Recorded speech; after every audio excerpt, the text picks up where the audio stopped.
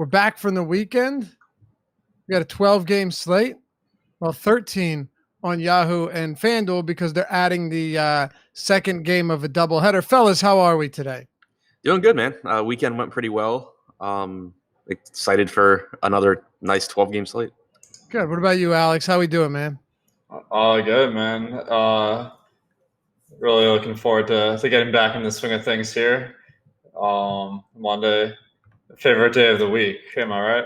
Not at all, but we're here. Dave Lochran, Adam Scher, Alex Baker, Osimo himself. Let's get it underway, boys. Baltimore, New York Yankees. Alex, we'll kick it off with you. Masahiro Tanaka, Gabriel Ynoa. The Yankees are dealing with some injuries. Yesterday didn't exactly pan out well for them. They got the win after an hour-plus rain delay, but we lost Gleyber Torres, who is in the line. So did anyone not think that he would be in the lineup today? Because I was assuming he'd be out. I had no idea. Everyone made it seem like it was bad, but he's in. Urshela was injured, not really the biggest deal.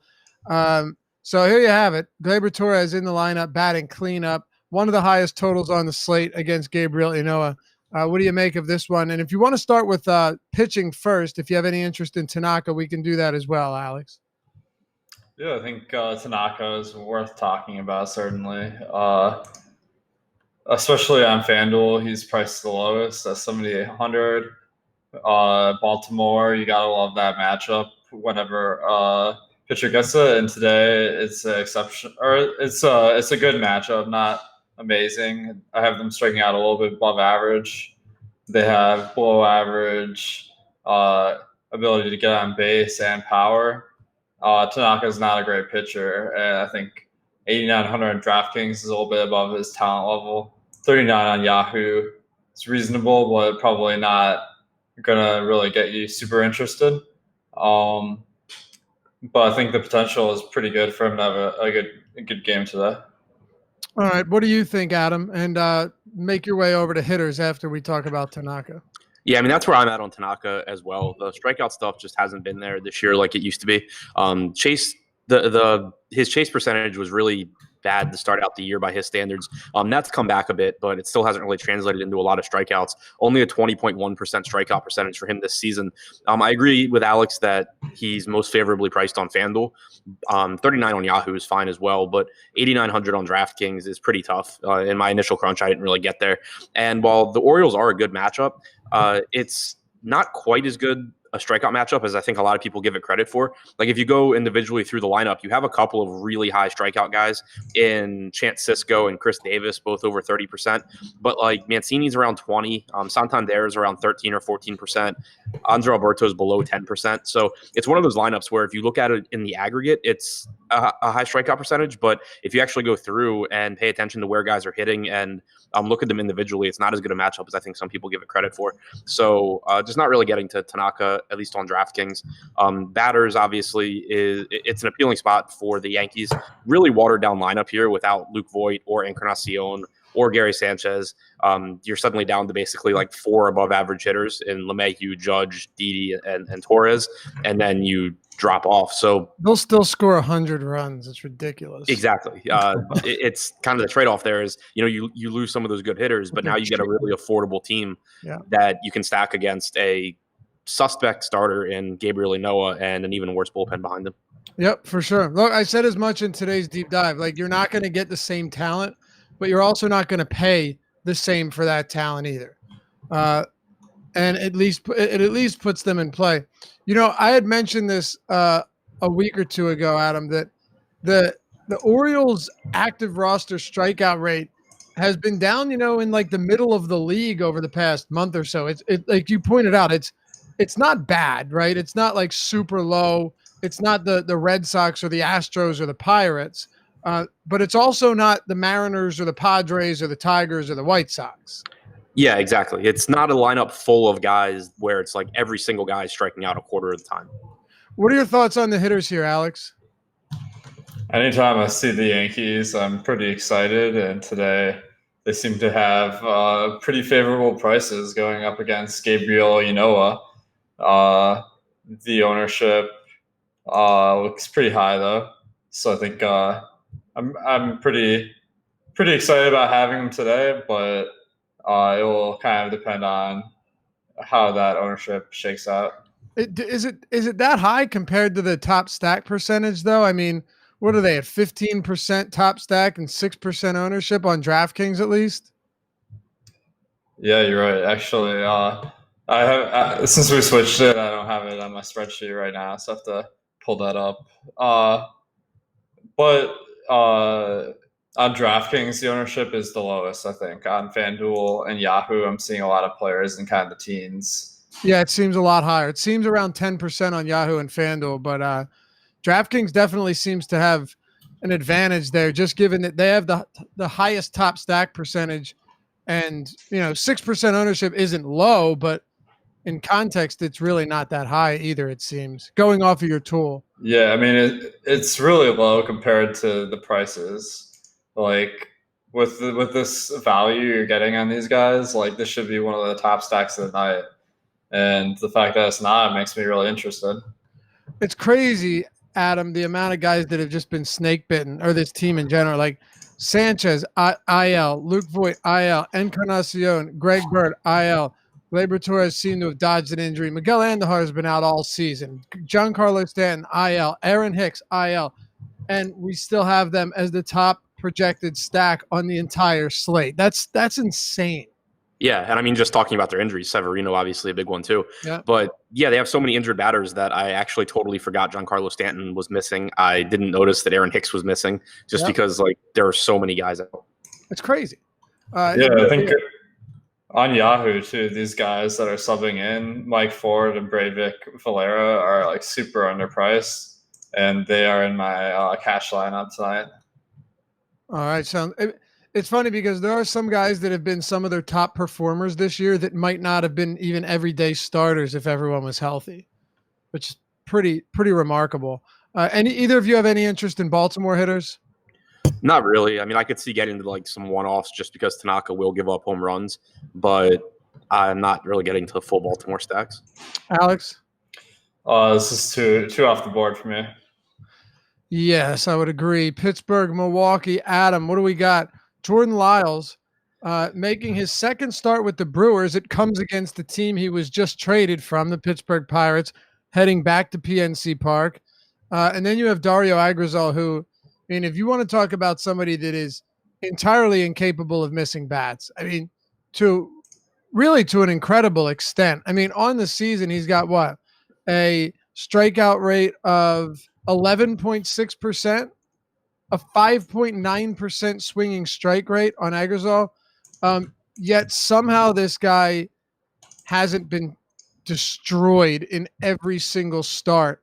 But home runs recently have been an issue. If we're not targeting pitching here, we can go straight to bats.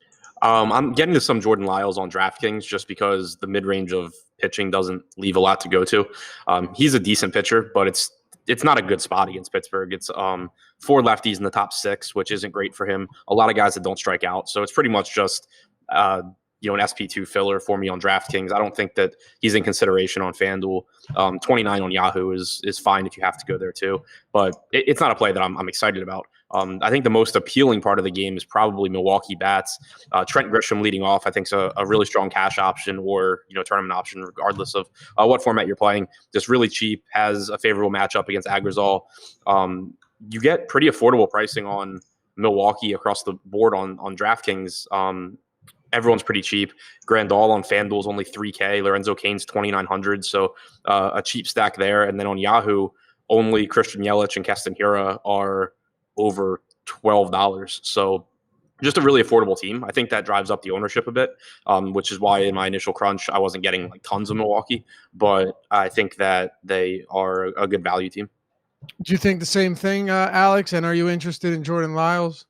I think there's some amazing cash plays in the Milwaukee lineup, especially Trent Grisham leading off, just kind of really cheap prices across the board.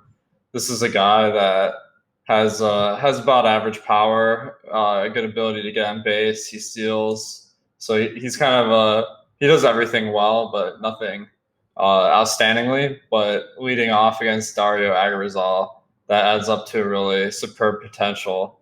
And when you're getting him at 3K on DK and 2,200 on FanDuel, like that's really appealing. And 12 on Yahoo. These are those are like off the charts in value. And I also like some of the other plays on Yahoo. I like Yasmani Grandal at $12. He made my cash lineup. And some of the other guys lower in the order, like Mike Moustakas, another cash play at $12. These guys definitely aren't priced like they have a 5.8 team total. Yeah, absolutely.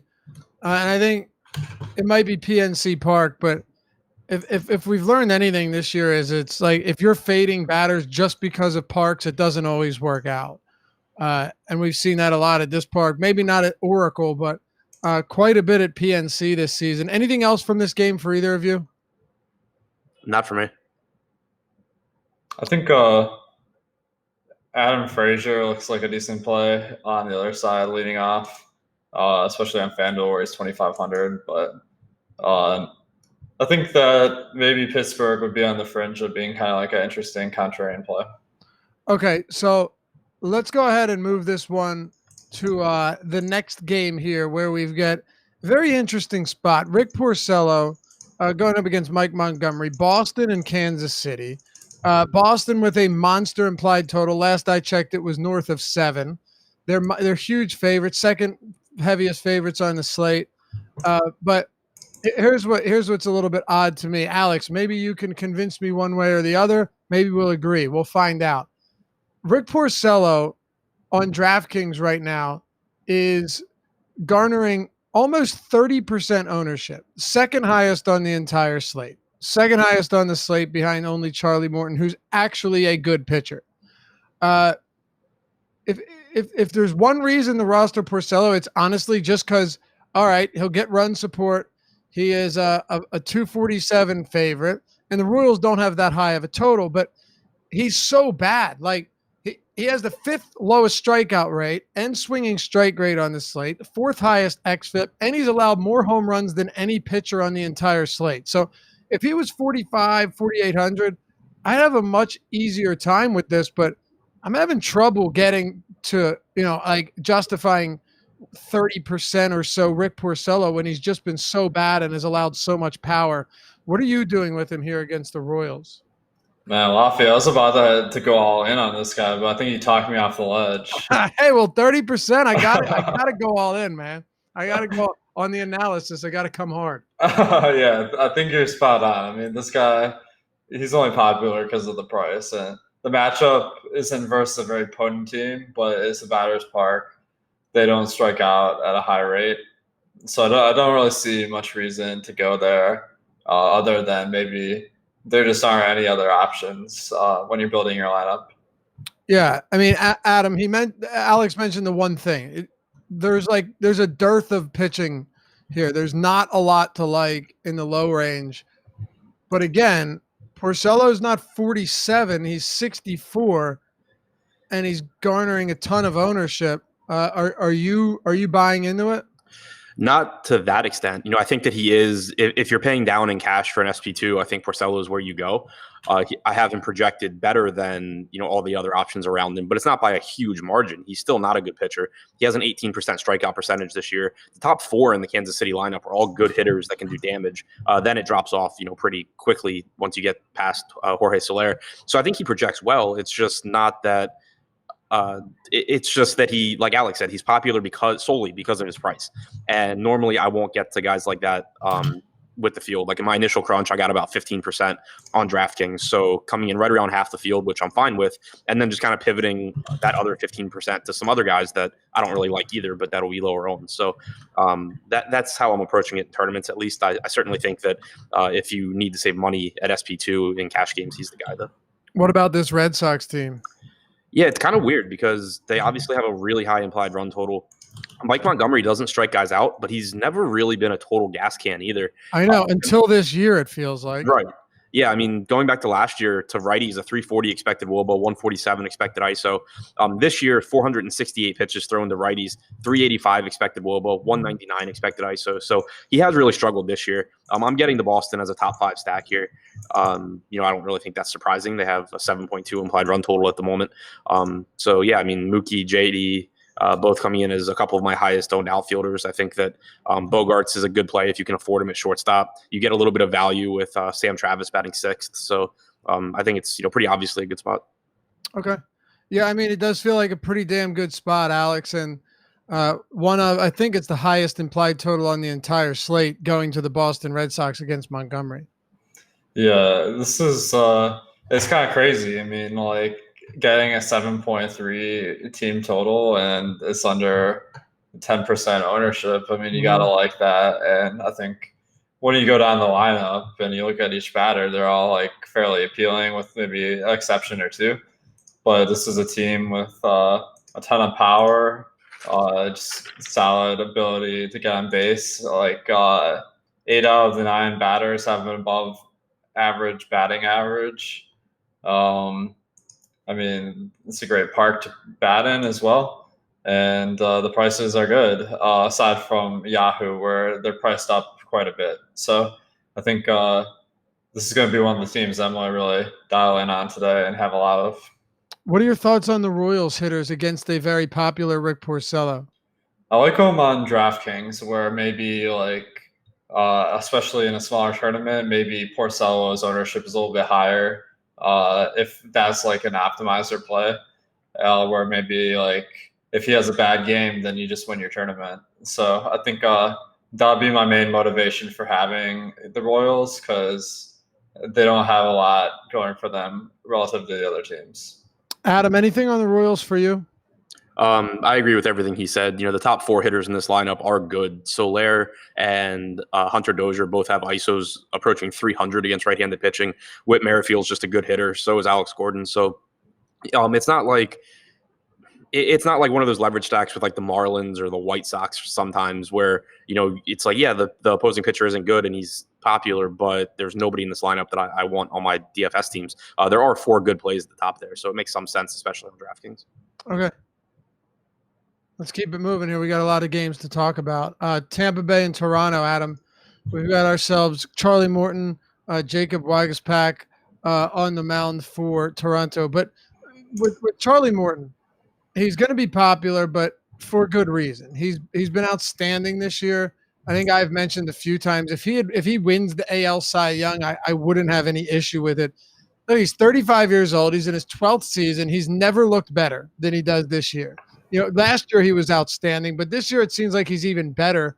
30% K rate, best on the slate, best whip, lowest xFIP.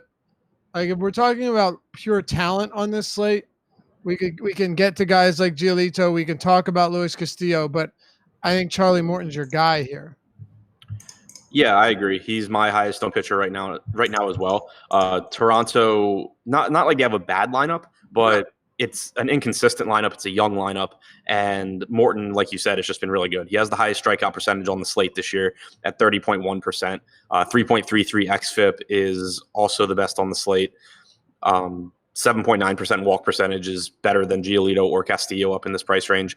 Leads the slate in K-minus BB percentage. The only real knock on Morton is that he doesn't go as deep in the games as a lot of aces do. Over his last 10 starts, he's only thrown more than 100 pitches in 5 of them. So that's kind of a knock against him, but I don't think it's too difficult to get to him on this slate, and I think he's in a really good spot. So he is my highest owned pitcher, even though the field's right there. What's interesting though is he's thrown the second most innings of any pitcher on this slate, and averages 6 innings per game this season. So I think it just says how efficient he's been as well. Yeah, I'll say I think I phrased that wrong. It's not so much an issue of him going deep as far as innings go. It's that they don't push him. Like he doesn't. If he goes 6 innings at like 88 pitches, they don't just run him back out there. Yeah, if he gets into trouble in the 5th, he's definitely not pitching the 6th, even with like 90 pitches. Yeah, I hear what you're saying, but he has been very efficient. What do you make of this one, Alex? Is Charlie Morton one of your top arms today? Yeah, definitely. I think he's a cash game play on every site. The matchup, as Adam was mentioning, is not great. I mean, this is a team with decent talent, above average power. They strike out a little bit above average too, which I guess you'd expect those things to kind of go along with each other. It's really a talent plus park situation where, I mean, pitching in Tampa Bay is a tremendous advantage for pitching or for pitcher. And I think that he gets enough strikeouts, 31% on the year, that he's going to be able to get a lot of strikeouts against an average team. And that's the matchup tonight. So I like it a lot. Yeah, I agree. And with Toronto, they do hit for power, but they're not a high average team. I mean, they don't run pitch counts up.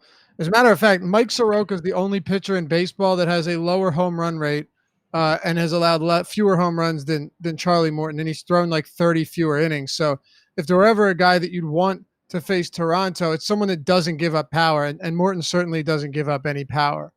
What do you make of bats in this game? Tampa Bay has one of the higher totals. Morton's a huge favorite, heaviest favorite on the night. Do you look to some of these Rays bats? I think you can go there. The main factor that is jumping out at me is, like, although a lot of these guys are priced well, there's not a lot of ownership on them. The highest owned player on all three sites, on any site, is 5% with Tommy Pham. A lot of them are between 1% and 4%. And as a team, I mean, the matchup's good versus Jacob Wagesbach, and I mean, I have no idea how it's pronounced. So keep going. Well, I mean, this might be the last day that we have to pronounce it, so I'm not going to worry about it. So I think they're a nice contrarian play. Okay, Adam, do you want to speak to hitters here? Yeah, I mean, I'm on Tampa too. I was a little confused when I first looked at my spreadsheet because I didn't have any Tampa, but I realized I had a typo in there. So, yeah, getting to a lot of Tampa Bay. The park isn't great, but it is a favorable matchup. You do have pretty appealing price tags. The one thing that does make it difficult to stack, you have G-Man Choi and Jesus Aguilar, both as really appealing plays, but both at first base. So on DraftKings and Yahoo, you can't roster them both. And then the 2, 3, and 5 hitters are all outfielders.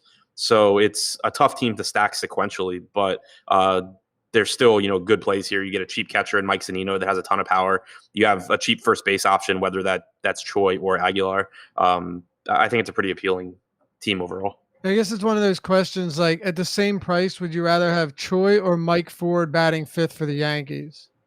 Right.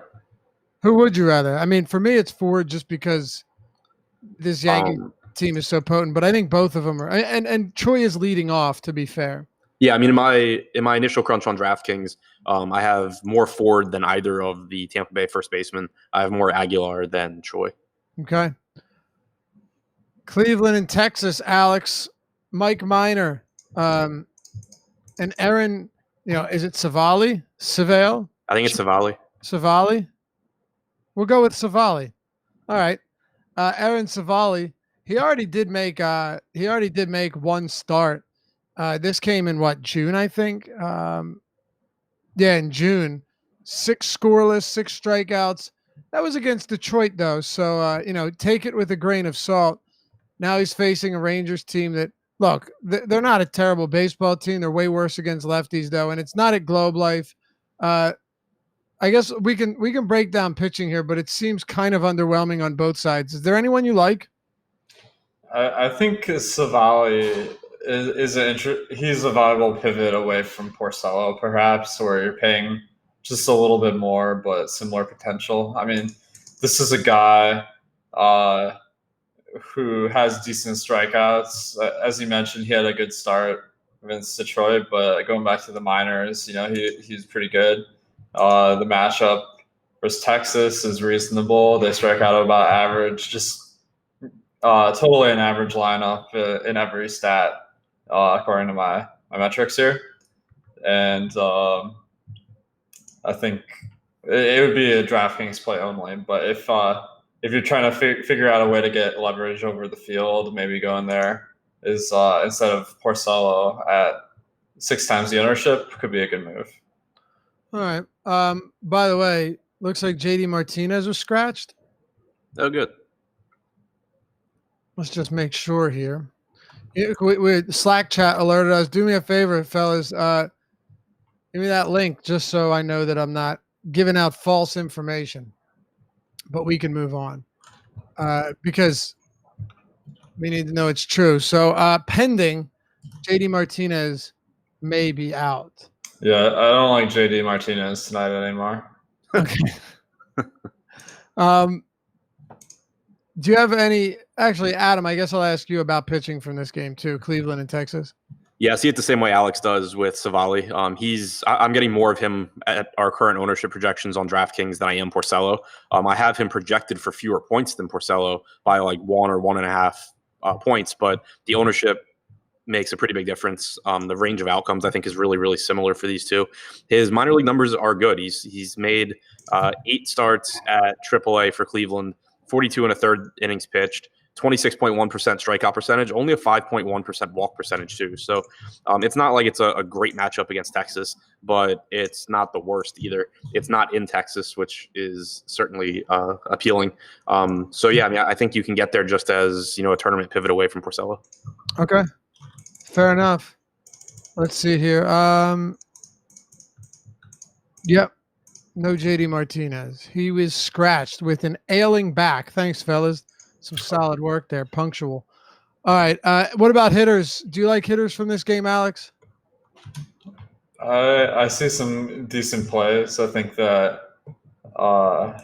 shoot, I switched. Sorry, I was on the wrong tab. No, I hate them. Well, there's a couple that I do like, but overall, these teams not good value. Cleveland, the ownership is super low on all 3 sites, so that could be an interesting contrarian move, given that they're a team with some good talent.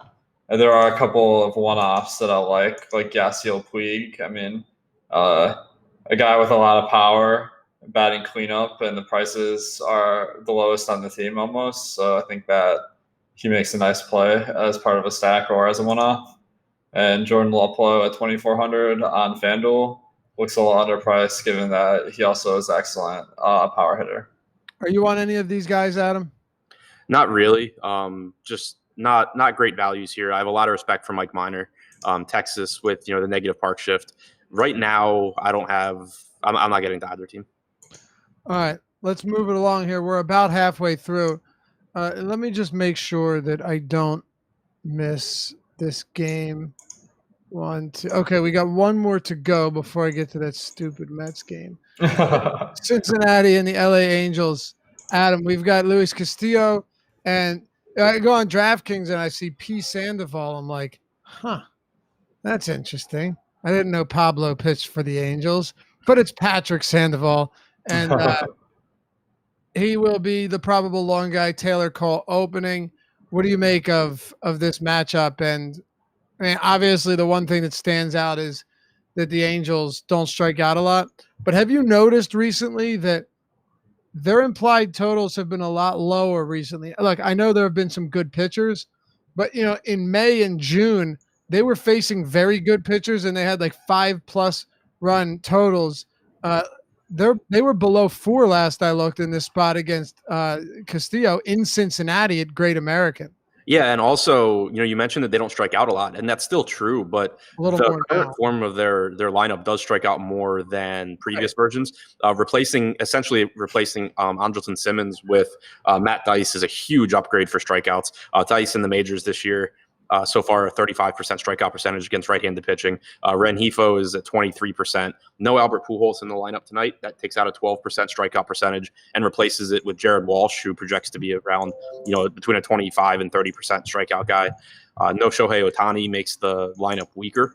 So I think it's a team where, I've actually been targeting pitching against them a bit more lately. Had a bunch of Shane Bieber yesterday because I think there are just more strikeouts in the lineup now than people give them credit for if you look at, their numbers for the season. So I'm probably going to end up right around the field on Luis Castillo, have about 26% in my initial crunch on DraftKings. Obviously a dangerous park and still a reasonably dangerous lineup with guys like, obviously Mike Trout, but Cole Calhoun, Justin Upton in there. But it's nowhere near as scary a matchup right now as it has been for a lot of the year. Yeah, and it's reflected in these Vegas totals we've seen. What are your thoughts, Alex? Yeah, I agree with Adam that the lineup today is actually pretty decent for strikeouts, and you got a good pitcher on the mound with Castillo. So I think that Morden is probably a superior pitcher as far as both getting strikeouts. The xFIP is lower for Morden, and the park is better for Morden. But Castillo on his own is an excellent pitcher, and I think maybe you could even pair the two of them together because Morden isn't that expensive on either DraftKings or Yahoo. So I think you could make it work. Probably not my favorite play tonight, but I could see that. Um, and then on the other side, I mean, Sandoval, for some reason, I mean, not a great strikeout pitcher. He's coming in relief. And the sites haven't priced it, don't even have him at like the minimum, so he's like totally off my radar. Yeah, I noticed that as well. Sometimes these guys are just priced kind of outrageously, even if they're not that good. Um, do you think any hitters are appealing to you in this one, Alex? Starting with someone like Eugenio Suarez. Yeah, I think that pretty much every Reds player on DraftKings and FanDuel is amazing value, and on Yahoo, with the exception of Suarez, they're all good values. He's priced up at 22, which is way above anyone else on the team. So the problem I'm worried about is that the ownership might be a little bit higher than the potential because they are priced so well. And I mean, they have a lot of they have a good matchup and a 5.7 team total, but I'd rather go to a Boston or New York team that's lower owned. Yeah, I agree. Right now, the ownership is definitely up there. Adam, what are your thoughts on Cincy Bats?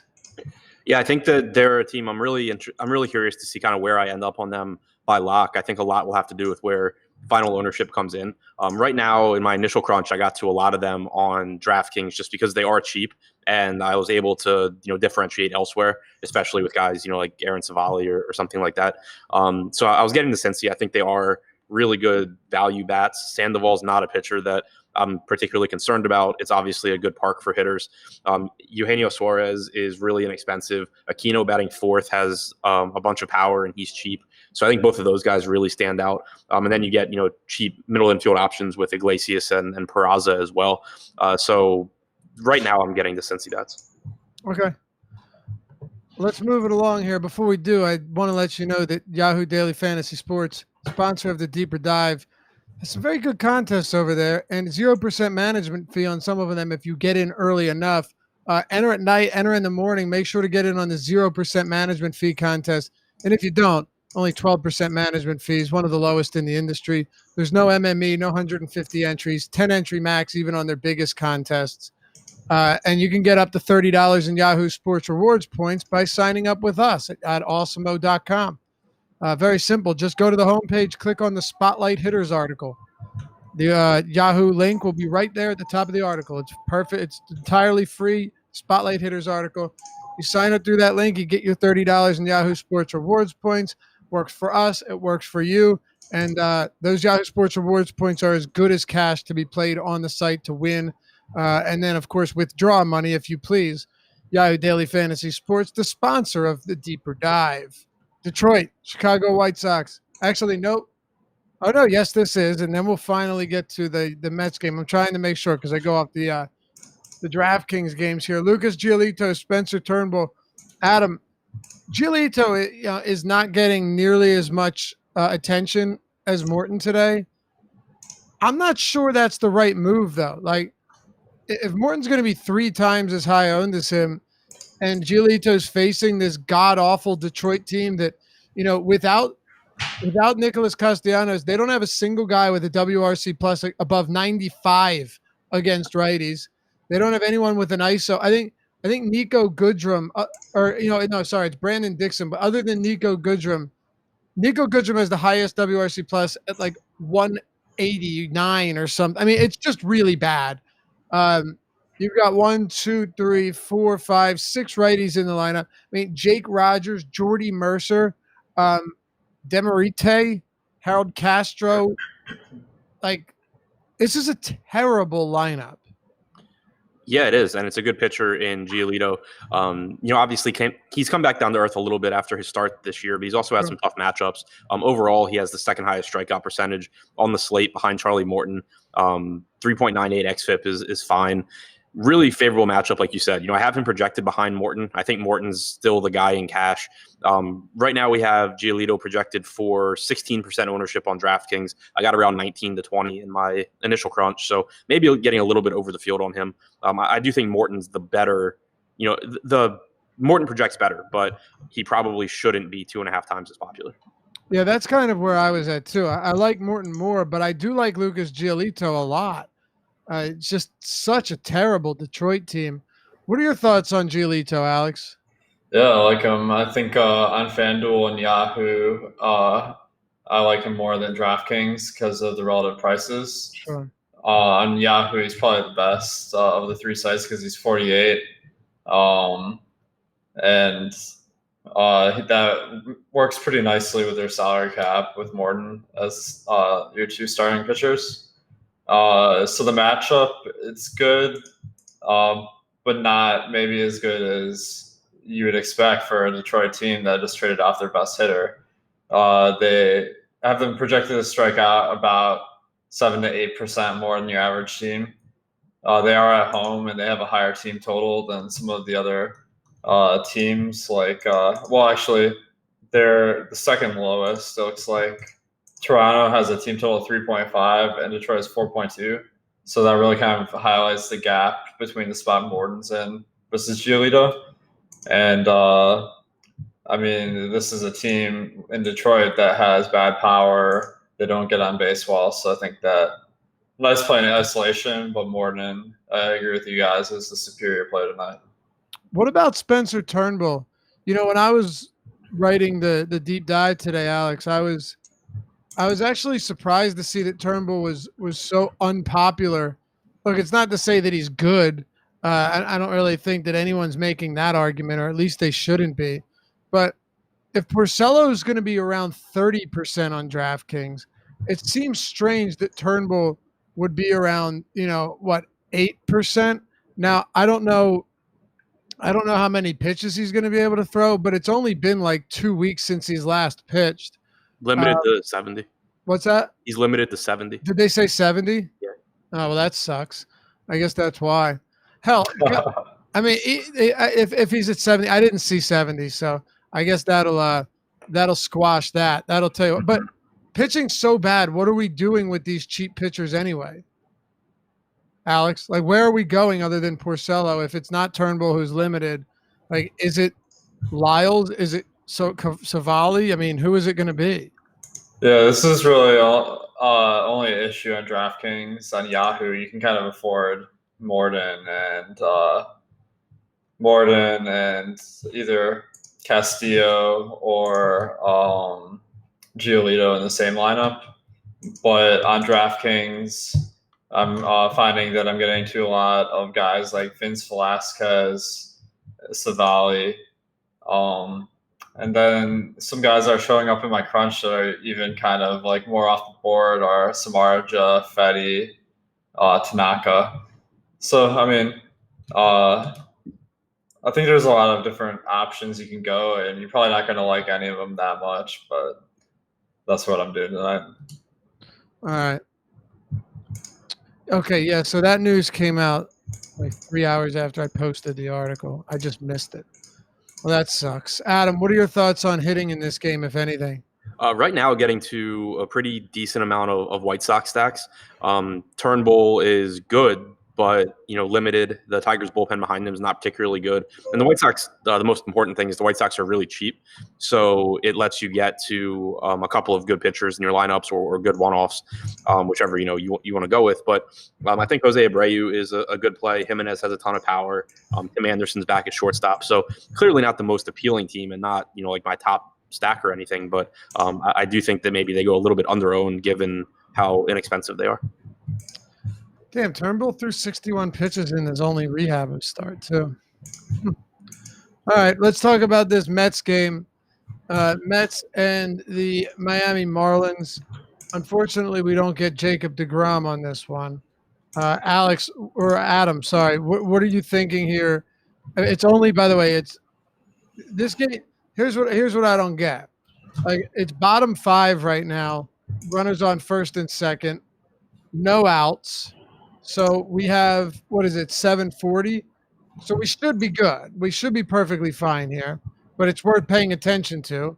And you have Walker Lockett, who's really not particularly good. He's faced 60 batters, 60 righties for his career, like 20% strikeouts, a 4x FIP, pretty average numbers, but a really below average Miami team.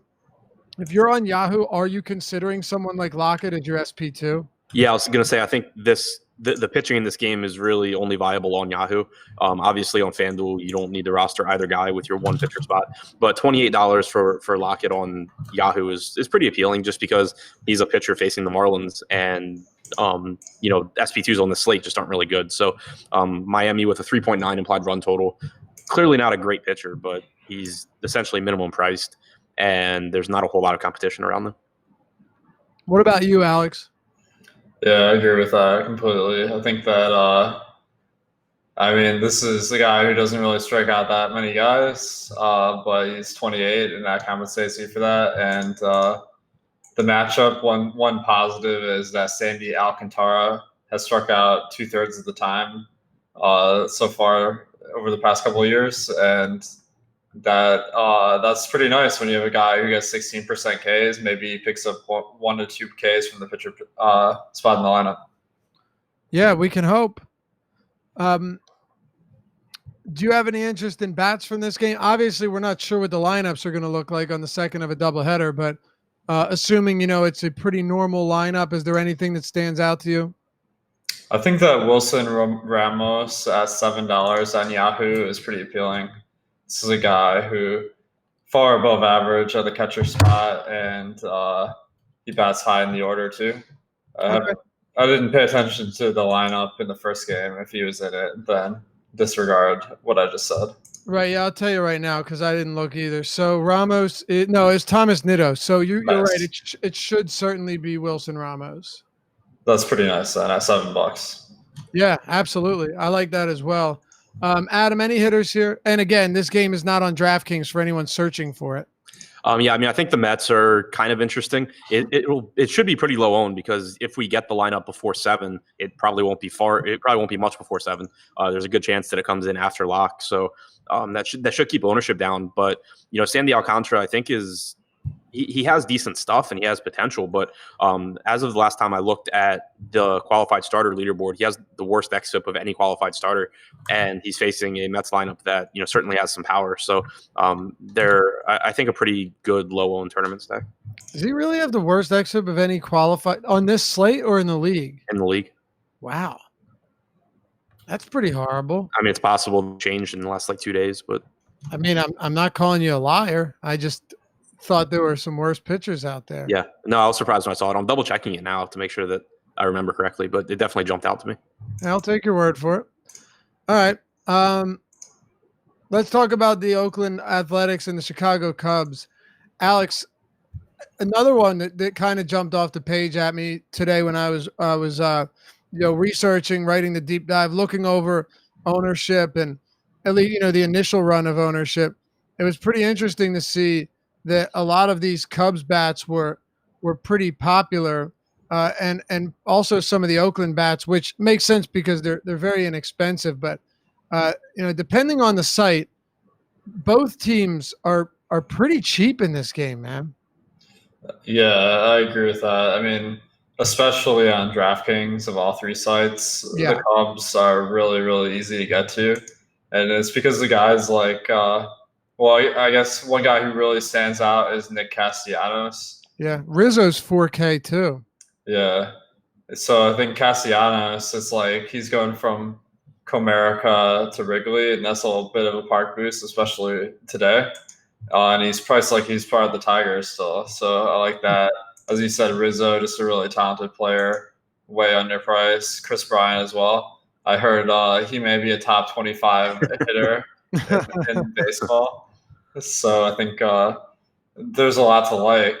The only question is, are they in a better spot than the Yankees or Boston? Because, I mean, you got to pick one team or two to stack, and I think I'm going to stick with those teams, given that this team's so much more popular. Makes sense. Adam, what are your thoughts on this game? You've got, I mean, no real pitchers that are super concerning, but I don't know, man. It's not like Hendricks is bad, and I think Bassett is worse than his numbers would suggest this season, but he also hasn't been utter garbage either. My guess is if these bats from either team were reasonably priced, we probably would skip right over this game or at least most of it. Yeah, this is the other team up there with Cincinnati where I'm really interested to see where my ownership does end up, because right now, like I plugged in our most recent ownership update, and the Cubs are just getting tons of ownership on DraftKings where they're really, really cheap. If that's the case, I think I probably just won't get there. They're good values, no question about it. But Bassett doesn't give up a ton of power. The wind's blowing out, but it's not blowing out. It's 5 to 10 miles an hour, so no huge deal there. And it's baseball. There's 24 offenses on the slate. I don't need to roster the most popular one if that's going to be the case. But if that ownership does come down, there's really no denying the amount of upside that you get from stacking this team, where you have an inexpensive Chris Bryant, you have really cheap Castellanos, like Alex said. Anthony Rizzo is really inexpensive. Schwarber has a ton of power. Caratini is a viable catcher option. It's a really good team. It's just ownership scaring me away right now. Okay. Do you want to talk about anything else, either of you guys, from this game, just in terms of, I think, Alex, you pretty much mentioned these Cubs bats. Anything for Oakland? And what are your thoughts on a guy like Hendricks? Not whether or not you're going to play him, but, I mean, do you really have a ton of faith targeting against him? Because he has been very good this year. So I think Oakland, if I don't like the Cubs because of ownership, I dislike Oakland even more. Right. At least on DraftKings, where they are also really well priced. These guys, unfortunately, no Chris Davis in the lineup. So, I mean, he would probably be like 2K today if he were. But I think that maybe like some cash plays here, like Matt Chapman, just really underpriced, batting third. Pretty much anyone in the Oakland lineup on DraftKings could be in your cash lineup. And then on Yahoo, Robbie Grossman, batting second at $7 is a nice value. But I probably won't stack this team in GPPs that much. Okay. Adam, anything to add on this game before we move on? No, I mean, Hendricks is just a good pitcher, not a great strikeout pitcher, so not super useful for DFS, but really good at just getting outs. Oakland is inexpensive, but no Chris Davis takes one of the more appealing DFS plays out. Matt Olson and Matt Chapman, I think, are both fine, but just not a priority for me. All right, we'll stay with you here. Minnesota and Atlanta, Mike Soroka, Jake Odorizzi. As I mentioned, Soroka, lowest home run per 9 rate, fewest amount of home runs allowed of all qualified pitchers this season. But that hasn't made him an elite fantasy pitcher. It just means he's very good in real life. Jake Odorizzi, on the other hand, facing a good Atlanta team, coming off a solid start against Miami, but he's definitely come back down to earth in large part over the past month or two. And neither of these guys are really dirt cheap either. No, pretty tough matchup for both guys. Soroka is, Jake and I talked about it this morning, it's just like he's pitching in the wrong era. He's a good pitcher. He's just not a good strikeout pitcher, at least not yet. Really, really good ground ball percentage, really good command. Last time I looked at the barrels per batted ball leaderboard, he was allowing the second lowest barrels per batted ball percentage behind only Max Fried among qualified starters. So just really, really good at not allowing damage, but he's kind of always overpriced for DFS. And this is obviously a tough matchup against a Minnesota team that doesn't strike out a ton, has a lot of really good hitters. On the other side, though, I am interested in Braves hitters. Odorizzi, it seemed pretty obvious early in the year that he was going to come back to earth, and we've seen the strikeout numbers come back down. He's still getting pretty lucky against right-handed hitters. His expected WOBA and his expected ISO are both like 60 to 80 points higher than his ISO and an actual WOBA allowed. You have a lot of good hitters in the Braves lineup. Acuna, Donaldson, Duvall all have right-handed power. For some reason, they are running a left-handed heavy lineup, though, so that makes it a little bit less appealing. All right. Alex, do you have anything to add in terms of pitching here with Soroka and Odorizzi? No, this game Most likely close to a Manny special. I like Atlanta as a talented offense, but they definitely don't stand out on today's slate. Yeah, they don't. Adam, I'll let you contribute a little bit to the hitters here, and if you don't have anything, we can move on. We've still got 3 games to go. No, kind of interested in Atlanta, but disappointed in the lineup that they're running out. On the other side, Soroka is just a good pitcher. I mean, you can always make a case for going to Minnesota in tournaments just because of how much power they have. But against a guy with like a 55, 56% ground ball percentage that is really good at hitting his spots, I think they're just better teams to stack. Okay. Alex, can you make any argument for Vince Velasquez or Merrill Kelly in this game at Chase Field? Obviously, it should be prefaced with, at their price points, do either of them make sense to you?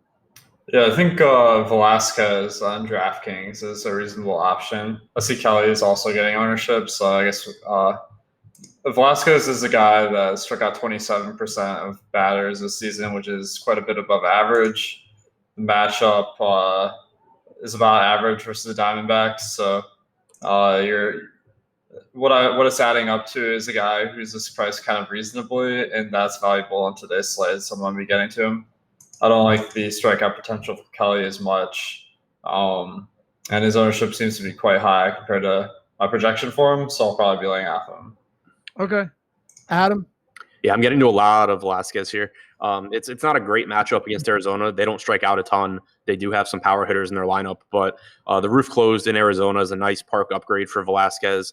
And we've talked a lot about how the mid-range is just really weak on this slate. You have Velasquez with the 4th highest strikeout percentage. The only pitchers on this slate with a higher strikeout percentage than Velasquez are Morton, Giolito, and Castillo. 4.58 xFIP, 2.2 home runs per 9. Neither is particularly appealing for Velasquez, but that's why his salary is where it is. And this park should hopefully help to downplay the home run issues. So I'm getting to a lot of Velasquez, especially because we have him projected for pretty low ownership right now. As long as that 4-seamer's working, man. And who knows if it will be. Right.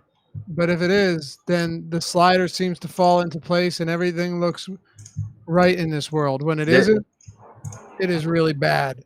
I know they were talking, I think it was his last start that I watched, about him working up in the strike zone more recently with his fastball, which has made everything play a bit better. Throwing a ton up in the zone, like a ton. And, I don't think it's just Velasquez. I think this has been something they're doing with a lot of their high 90s throwers. Like Nick Pivetta was throwing everything up in the zone. When Neris wasn't throwing the splitter, he was throwing everything up in the zone. I don't know. I don't know if it's uniform across the whole team of guys that actually have high heat, or if it was just Velasquez, but it's something I've noticed as well. What do you think about hitters on either side here? For me, I'm not super interested. Just not great hitting conditions with the roof closed in Arizona. If I do go anywhere, I think it would be the Philly bats. I still like them a little bit just because Merrill Kelly has had some issues with right-handed power. Yeah, I mean, Kelly's just not particularly good. Not a high strikeout guy. Gives up some power. But Philadelphia is not really that cheap. So I don't think I'm going to get to a lot of them. Yeah, or good. What about you, Alex? I think you're muted. Thanks, man. I think Philly's a nice contrarian play, so I agree with you. I'll be looking at them tonight. Nothing jumps off the page except the ownership, which is sub 3% as a team. So I like it. Yeah. And I mean, really, I think if you averaged it out, they're probably like the same price as the Yankees. So, Yankees are obviously a better stack on paper. But if you're looking to get away from some of the popular options, this could be one of them. All right, boys, 2 more to go. Before I do that, I want to let you know that the code to get 50% off your first month of Awesemo Plus membership or subscription is Deeper Dive. One word, Deeper Dive, bottom of the screen. Get you 50% off your first month of Awesemo Plus membership. That's the ownership projections, player projections, the top stack tool, all of which have been developed by our man, Alex Baker, and used by Alex Baker every day. We've also got the Fantasy Cruncher add-on, Data Central with all of the stats for baseball, the behind the paywall articles from myself and Adam, and so much more. And a lot of free content as well. Alex, quickly, because we don't have a ton of time here, but What do we have coming up for football season? If you want to allude to it, maybe a little bit of it to get people stoked. Yeah, I mean, there's a lot of great articles up by all our authors, including you, Nolan, Chris, Ben. So make sure to catch up on all those before you draft. And we're going to be dropping our Draft Central app in the next day or two. Can't wait for that. Yeah, it's going to be sweet. I'm going to have my projections for on a per game and per season basis. And also, we're doing our mock draft tomorrow night. So I'm really excited to get out there and make some picks along with you guys. Should be a lot of fun. Yeah, keep an eye out. The Draft Central is going to be awesome once it drops. And I'm looking very much forward to that. Okay, Alex, Washington, San Francisco. We've got Jeff Samardzija, Eric Fetty. Is this slate bad enough to where you considered Eric Fetty, or is he just so bad that it wouldn't matter if he was the only pitcher on the slate? Man, I'm considering him. I mean, DraftKings only. Yeah. It sucks. Is it just because the Giants are so bad, or is this the pitcher? Yeah, pretty much. And everyone around him is bad too. Yeah. Yeah, I mean, this might be a day where if you can dig up some long reliever at 4K, that could win you a slate. But probably could. Absence of that might get Fetty because, I mean, the over/under of 8.5 with Fetty and Samardzija on the mound is astonishingly low, and I guess it's just because of San Francisco, the weather just being kind of cool there. So I think that the weather gives a nice bump to a pitcher that stinks but is facing a weak lineup. I also like the Giants as far as value. So I have some of them in my cash lineup, like Sandoval and Jeanette. But their overall potential is quite low as a team. What are you thinking here, Adam? Right now, I didn't get to a lot of Fetty just because we haven't projected for 16% ownership on DraftKings, and I just really don't want to roster him. It is, a decent matchup against the Giants. The park's great for pitching. But we're still talking about a guy with a 12% strikeout percentage and an 11% walk percentage, allowing 1.4 home runs per 9. That's so bad. Yeah, I mean, he's not good. I think the most likely he's purely a price play. It's not like he's someone where we're looking at it and saying that there's a chance or a good chance that he scores enough raw points to be someone that you really want. It's purely a price play, but with so many underpriced bats, as we've talked about all slate or all show, he hasn't really been that necessary for me. All right. Any hitters, guys, at all? Yeah. Brandon Bell's really cheap. Yeah. The Giants are just super cheap across the industry, like really great values. But that adds up to a situation where it's not really an advantage to stack them because so many other people are going to. All right. Last one here, and then we'll turn it over to Live Before Lock. Remember, it's Monday, so you don't have to go anywhere. Just stay right here where you've been watching, and the show will pop up on your stream. You can sit back, do whatever you want to do in the meantime, and your boys will be joining you, taking you up till 7:05 Eastern time on Live Before Lock. All right, let's wrap it up, fellas. Adam, Dodgers, St. Louis, Gonsolin, and Michael Wacha. What are your thoughts on the Dodgers righty here? Probably not going to go deep enough into this game for me to consider him. He's made 12 starts at AAA this year, and he's pitched a total of like 36 innings. So not really looking to get there. Certainly not looking to get to Wacha either in a brutal matchup against the Dodgers. Okay. Adam or Alex? There are a couple of one-offs I like Jack Peterson at 2,900 on FanDuel and 4K on DraftKings. And then on the other side, Carpenter leading off is cheap across the industry. So I think like them, but the values as a team for both teams aren't that good. And Gonsolin, he, as Adam said, doesn't go deep in the games. I only have him projected for 20% Ks. So I'm not really going to play him in DFS tonight. All right, bats, either side, anyone? I love the Dodgers here. I just don't think Wacha is particularly good. He does do a better job of limiting power to lefties than righties, but 210 expected ISO to lefties this year, the 20.4% strikeout percentage, getting absolutely blown up by righties. So, guys like Turner and Pollock are viable or good options as well. But the lefties in this lineup are just so good with Peterson, Muncy, Bellinger, Seager, Verdugo. I think 1 through 8, if we get the lineup that I'm expecting for the Dodgers, you have really good options. What about you, Alex? I think they're priced up a little bit too high, and I mean, the ownership is kind of high on some of these batters, so I think I prefer some other stacks tonight. All right. Well, that'll do it for us. If you like the show, hit us with a thumbs up, like the video. It helps us out a lot. We greatly appreciate it. And it helps support the site and the channel here at awesomeo.com. Subscribe and hit the notification bell as well so you always know when we're dropping new content. Stick around. Live Before Lock coming up right here. Don't go anywhere. Literally, don't go anywhere. Josh and Jake got you covered up till 7:05. We'll see you back here tomorrow on the Deeper Dive.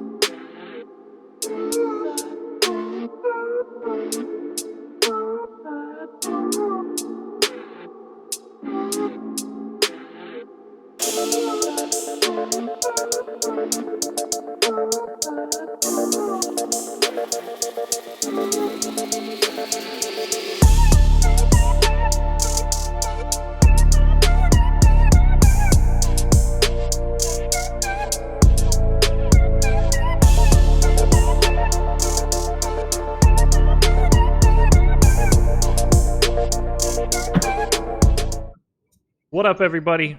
Live Before Lock, Monday, August 5th.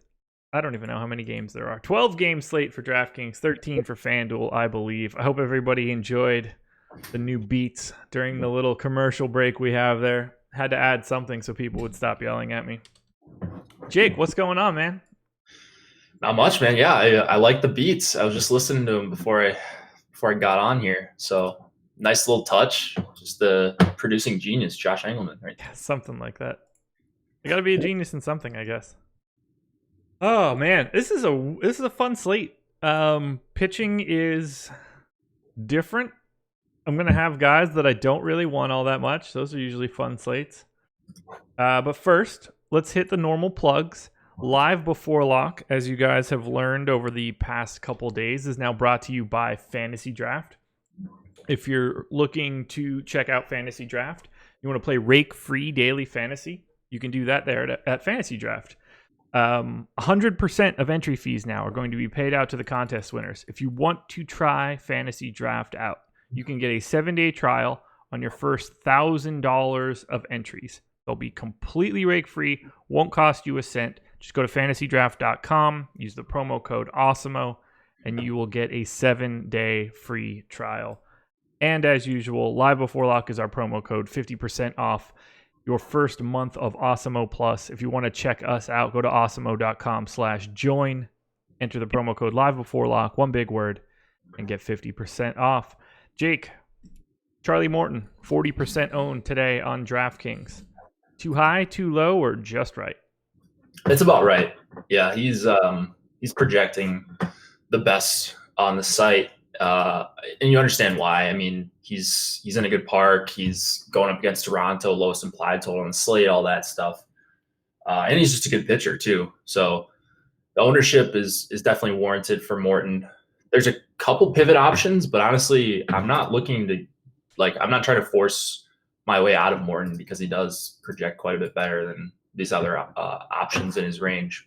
So Yeah, I'm with you. I think that Morton looks pretty clearly like the guy. I prefer Giolito to Castillo, but I don't think that there's like a gigantic gap between the two, and the price obviously is helpful for Castillo. I got to throw it to the guy that I am most interested in that is getting no love, and I'm curious to get your thoughts. You ready? Any guesses who I'm talking about right now? That's getting no love? No legitimate love. Giolito? No. Less love than that. Tanaka? Yeah. Oh. Thoughts. Give me thoughts. I mean, he's a fine play. He just hasn't been a 9K pitcher this season. So that's my only issue with him. He doesn't often go deep. The strikeouts have been down. Besides one just monster start where he just completely wrecked the slate with a complete game shutout. He just hasn't been all that good. So that's the only issue with Tanaka. It's not a bad matchup or anything. You would expect him to get a bunch of run support here and all that. So I understand it, but I'm not going to him like over Morton. Do you have him being a better play than Morton straight up or something? No. Morton, those top three guys are pretty much on their own tier. I would say, like, for me, Tanaka and Castillo are comparable. That is not at all how that shakes out for Alex. The gap between the two is massive. So that will pinch a little bit as I go to run my crunches. But for 8,900 against the Orioles, like, that's just a spot that I want to be in. That's fair. Yeah, I'm not like trying to avoid Tanaka. I also forgot to register for FanDuel today, so I'm speaking basically just for DraftKings. I'm on the 3 sites today: DraftKings, FanDuel, and of course Fantasy Draft. Nice. So I put my lineups in right as the JD Martinez thing was scratching. I don't know if I'm gonna have time to crunch, but I've got actually a pretty nice $5 tournament. So nice. I'm playing that, and yeah, I do have a ton of Morton over there actually. Okay. And then Luis Castillo, but pricing is pretty easy, and infield outfield makes it easier to kind of jam in 2 good pitchers. A couple other bats in the mid tier. I want to get your thoughts. Jake Odorizzi, Vince Velasquez. Either guy standing out to you. Neither one's picking up any sort of real ownership, but I think that I'll probably get to him a little bit more than I would have anticipated before the day started. Yeah, same thing with Velasquez for me. Like, I didn't think I was going to get to him, and 7,800 here. He's just like the guy who has strikeout upside in his respective spot compared to everyone else. Like, roof is closed. That's obviously going to help. Low-ish, or at least a bearable implied total against him, and a guy who can get strikeouts. Odorizzi is just in a really tough matchup. Is the Twins game supposed to play? Has there been any weather concerns about that? Haven't Because looked. it was just a downpour here right before the show. So I don't know if it was just a quick storm or what, but I was wondering why you were bringing it up like that. I completely forgot that, like, it's close to you.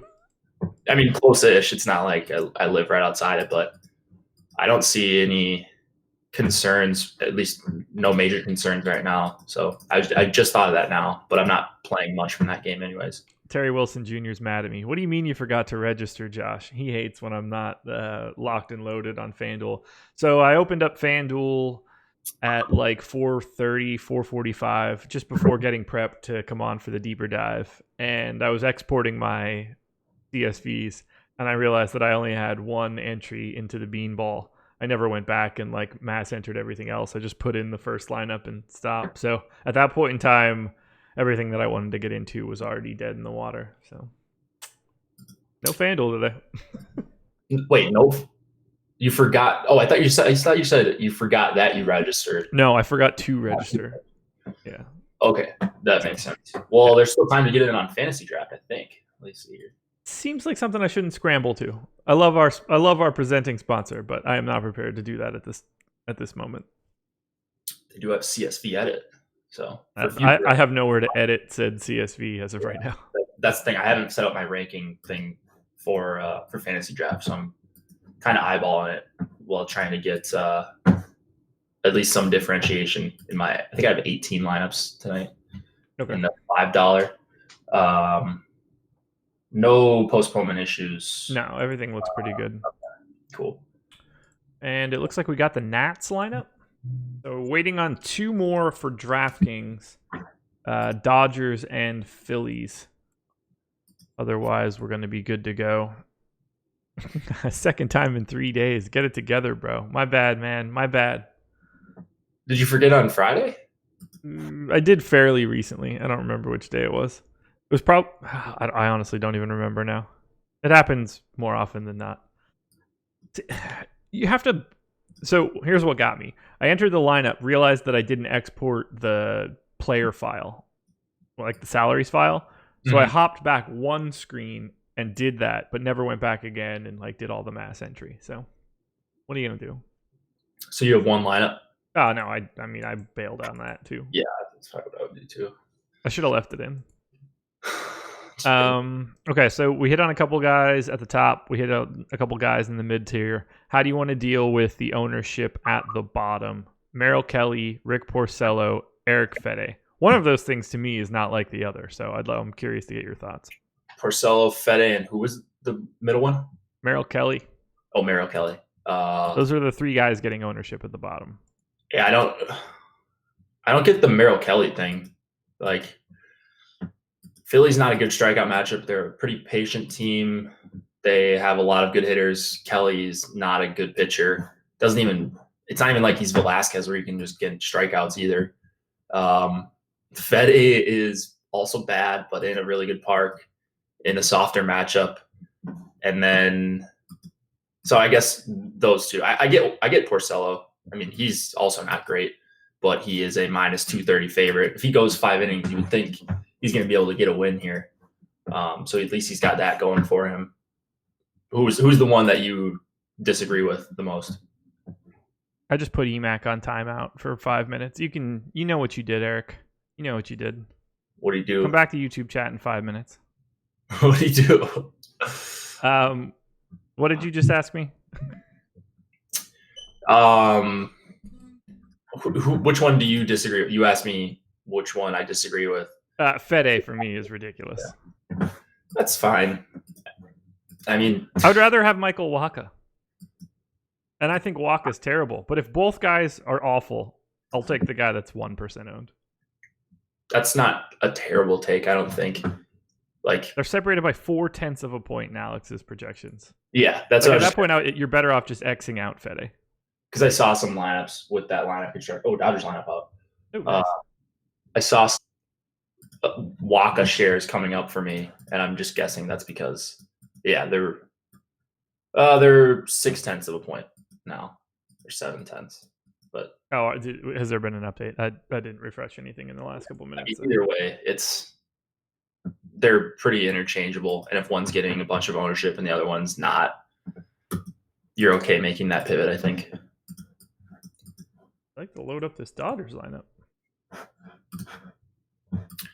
Jock, Muncy, Turner, Bellinger, Seager, that was all there. I don't know about Smith and Beatty. It was Pollock, Verdugo, Smith in the projected lineup. Pollock. So, 7, 8. Pollock is in now, yeah. Pollock's out. Or Pollock is out now, yes. Yeah. Don't worry, Eric can come back in 3.5 minutes to apologize. Oh, did he make a reference? Yes. I see. Can't be letting that happen. Scrub that man. Scrub him from everything. Any pitchers coming up that aren't getting ownership for you? Any pitchers coming up for you that aren't getting ownership in the public?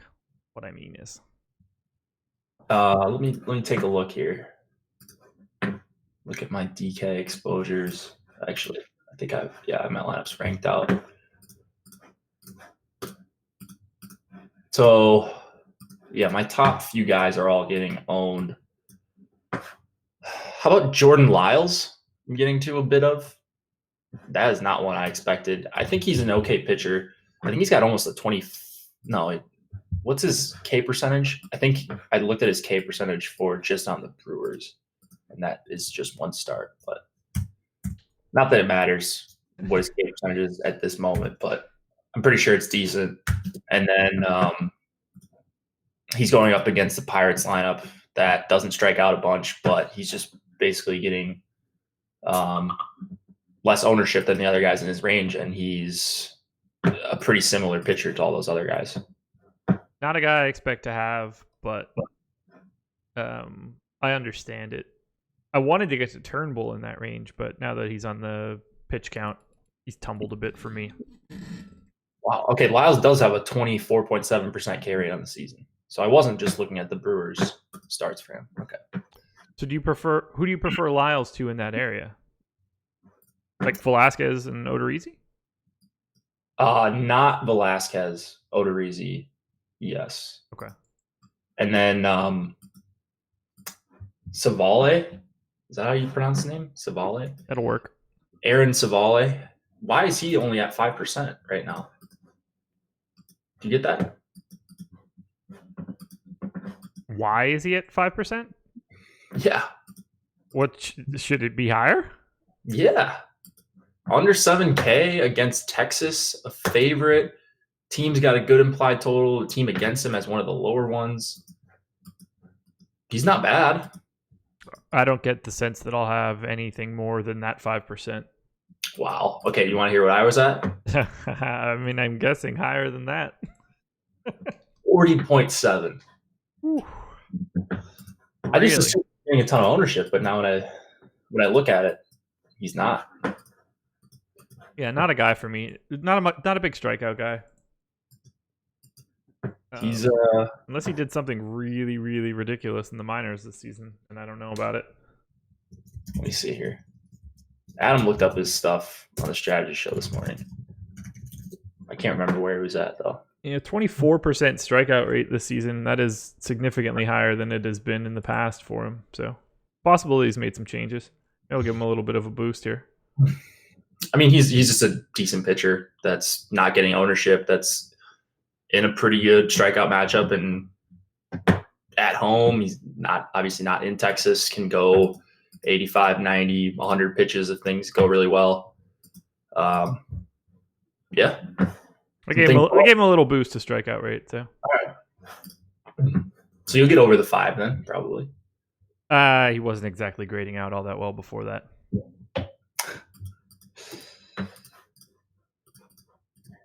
No, I made the change, so I'm just waiting for my screen to refresh. It's just like a broken spinning wheel right now, as it usually is whenever I try to do anything. Yeah. How do I get these spreadsheets like Josh? Build them. I don't have spreadsheets like you. They're not as pretty, but they can be functional. There you go. That's EMAC. EMAC's writing on the chalkboard like he's Bart Simpson. Yeah. You can make functional cheat sheets or Excel sheets just going on YouTube, if you ever heard of it, and just Google what you need to Google, learn how to do VLOOKUP, learn how to, I don't even know. Really, VLOOKUP is basically everything on my sheet. So answered a lot of these questions in our premium office hours. So if you want the actual answers, you can sign up using the promo code Live Before Lock, get 50% off your first month. Otherwise, can't help you. Yeah, got to become a member for that. Yep. Good selling. There you go. I'll probably get to a little bit more of your boy Savali, but I don't think that I'm going to get into the 40s. Yeah. That might be a tough sell. I just got a message in Slack that said the exact same thing. Savali? Oh, okay, I see it. Still waiting on an ownership update. Only lineup we need yet is the Phillies across the board. And I probably need to wait on that because I think I'm going to have a lot of Phillies. I think I'm going to have some Phillies too, especially if Kelly's owned. Yeah.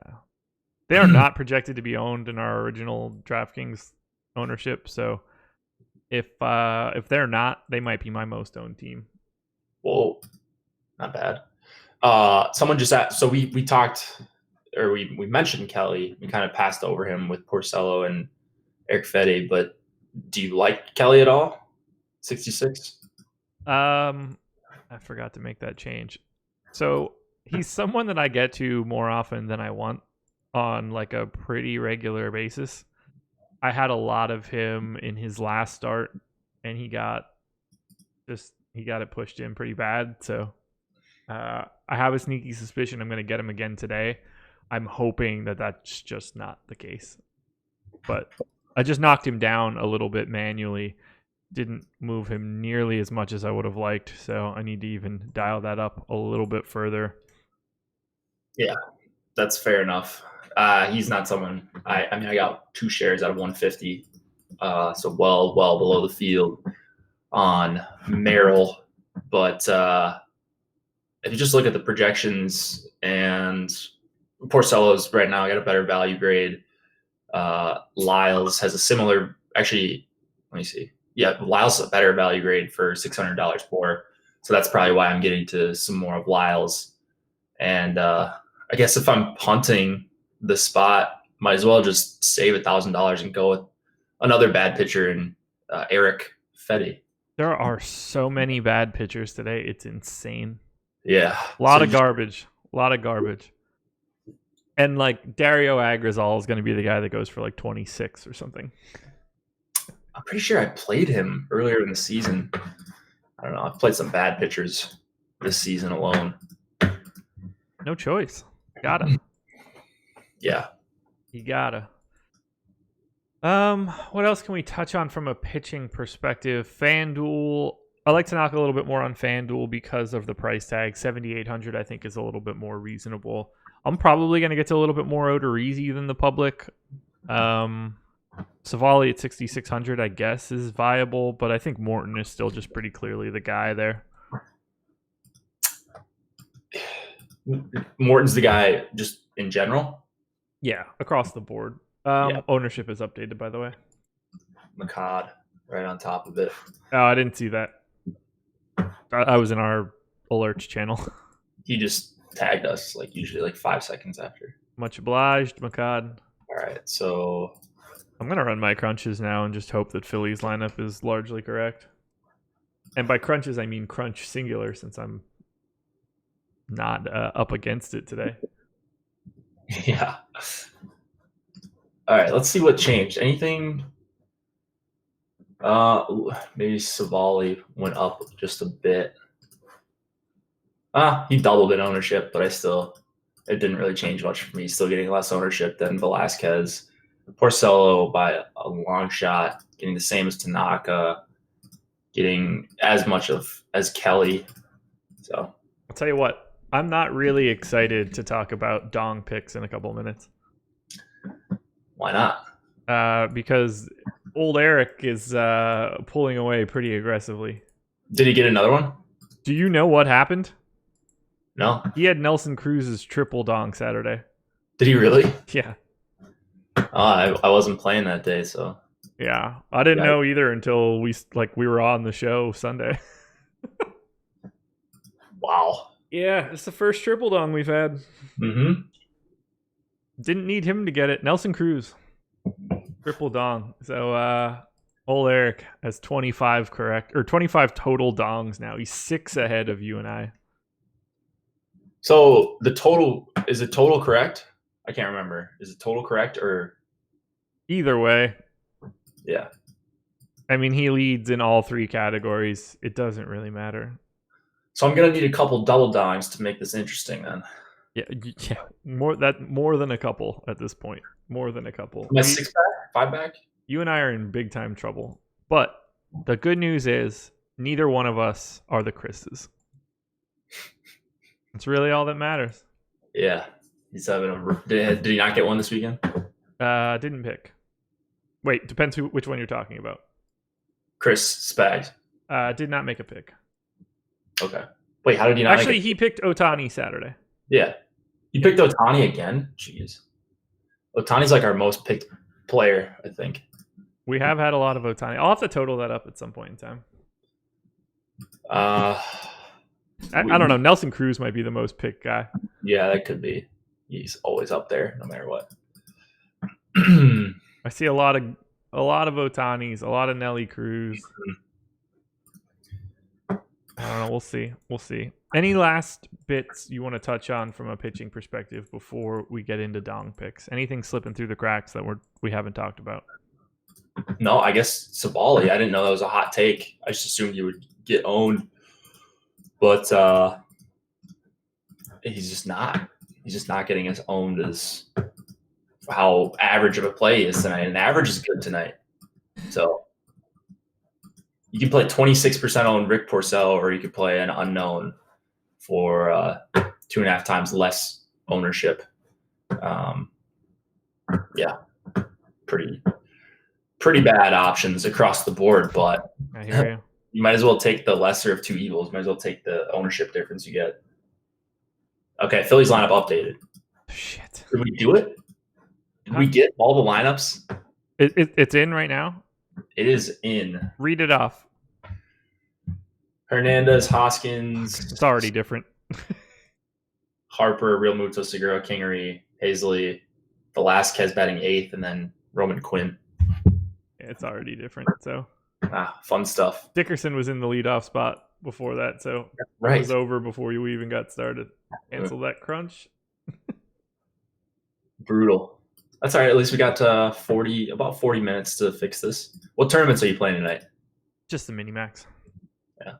Fair enough. And then, like assorted satellites and stuff. But Which are you trying to win Millie tickets or what? no, the last thing I would ever do is try to get anything to go into the Millie. Yeah, What a fool's errand that would be. No, it's mostly MMA tickets. Oh yeah, that's right. We talked about this. Yeah. But yeah, I agree. I would definitely dislike having a chance to win $1 million. Better off buying a lottery ticket. No, you're not. Depends which lottery. Mm. Yeah, I will not have a single entry into the Millie in anywhere unless it's just simply given to me. They'll probably give you a couple this season when they overlay like week 4. Everybody stopped playing it. Yeah, if I get one of those pop-ups that say that like for every one I buy I can get whatever, then I'll entertain it. But no, not for me. Not for me. It's not a great tournament, but I'm for sure going to play some entries in it every week. I think you gotta. I mean, you don't have to, but I'm good. Yeah, I know. Fantasy Draft's going to have some pretty nice tournaments too. Yeah, word on the street. Yeah, I think that's still hush hush. I know, but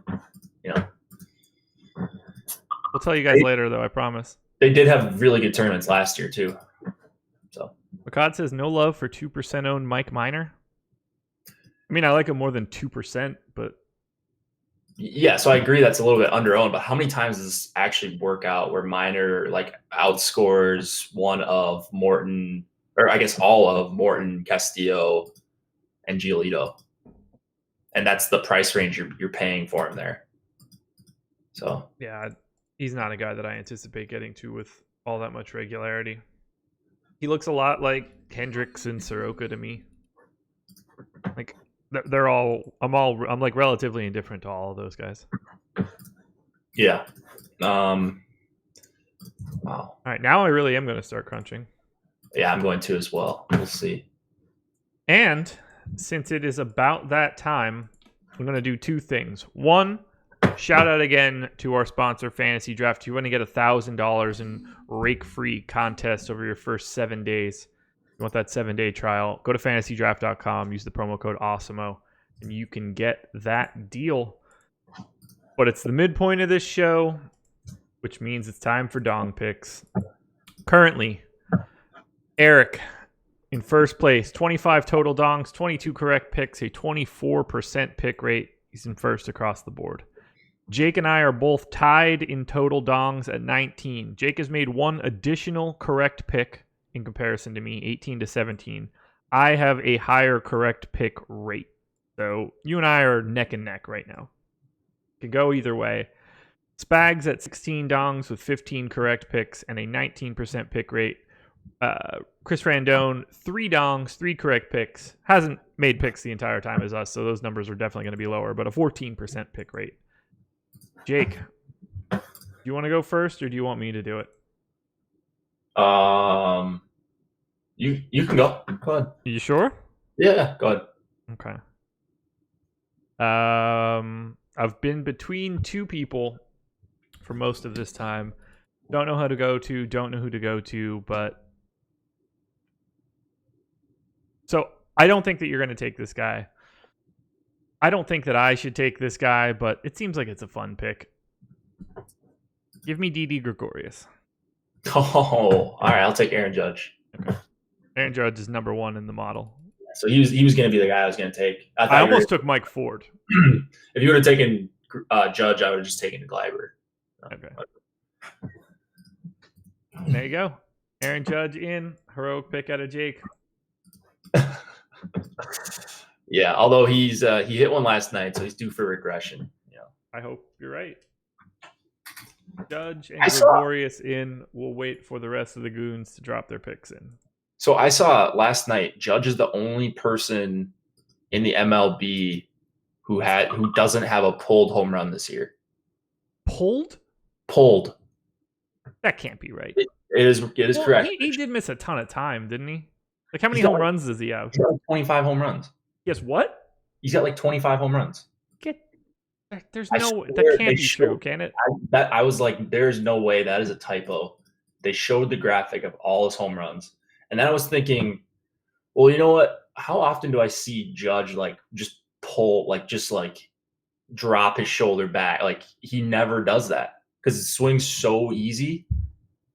Like he just drives everything either straight or like right center. Yeah. So basically, if a center fielder shaded towards left field slightly, that's the furthest it's gone. That's what. Yeah. So it's just barely off of center. No true pulled home runs. Like no, not even remotely close. Like Manny Ramirez old swing, where it's just like he is trying to just pull this one 5,000 feet to left. No, he never does that. Ugh. EMAC took Freddie Freeman. He was one of my backup picks. I like it a lot. Bags takes Keston Hira. Randone takes Bogarts. Wait, he's only got 12 homers? I swear they said like 25. But anyways, he doesn't have a home run pulled this year. All right, Keston Hira is in. I'm pretty sure I didn't spell that correctly. No, I did not. Wait. Yes, I did because I'm a genius. EMAC takes Freddie Freeman. That sucks. And then Randone is on Xander Bogarts. Boom. All the home run picks are in. I'm uploading my projections now to run my crunch.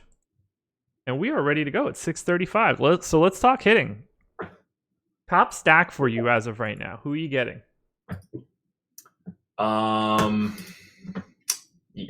the Yankees, of course. Okay.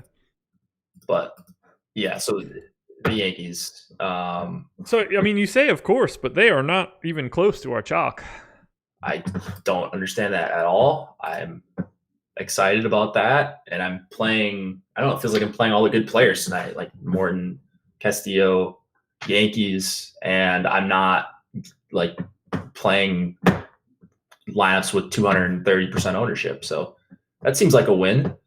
They're just massive total. It's dropped a little bit, but big total going up against Noah and the Baltimore bullpen. You're getting some value because this lineup is a little bit watered down, but like all the hitters are solid for the respective spots in the order. And then you've got some guys in the lineup that just aren't getting ownership either. So for stacks, like, yeah, Judge is getting ownership, of course.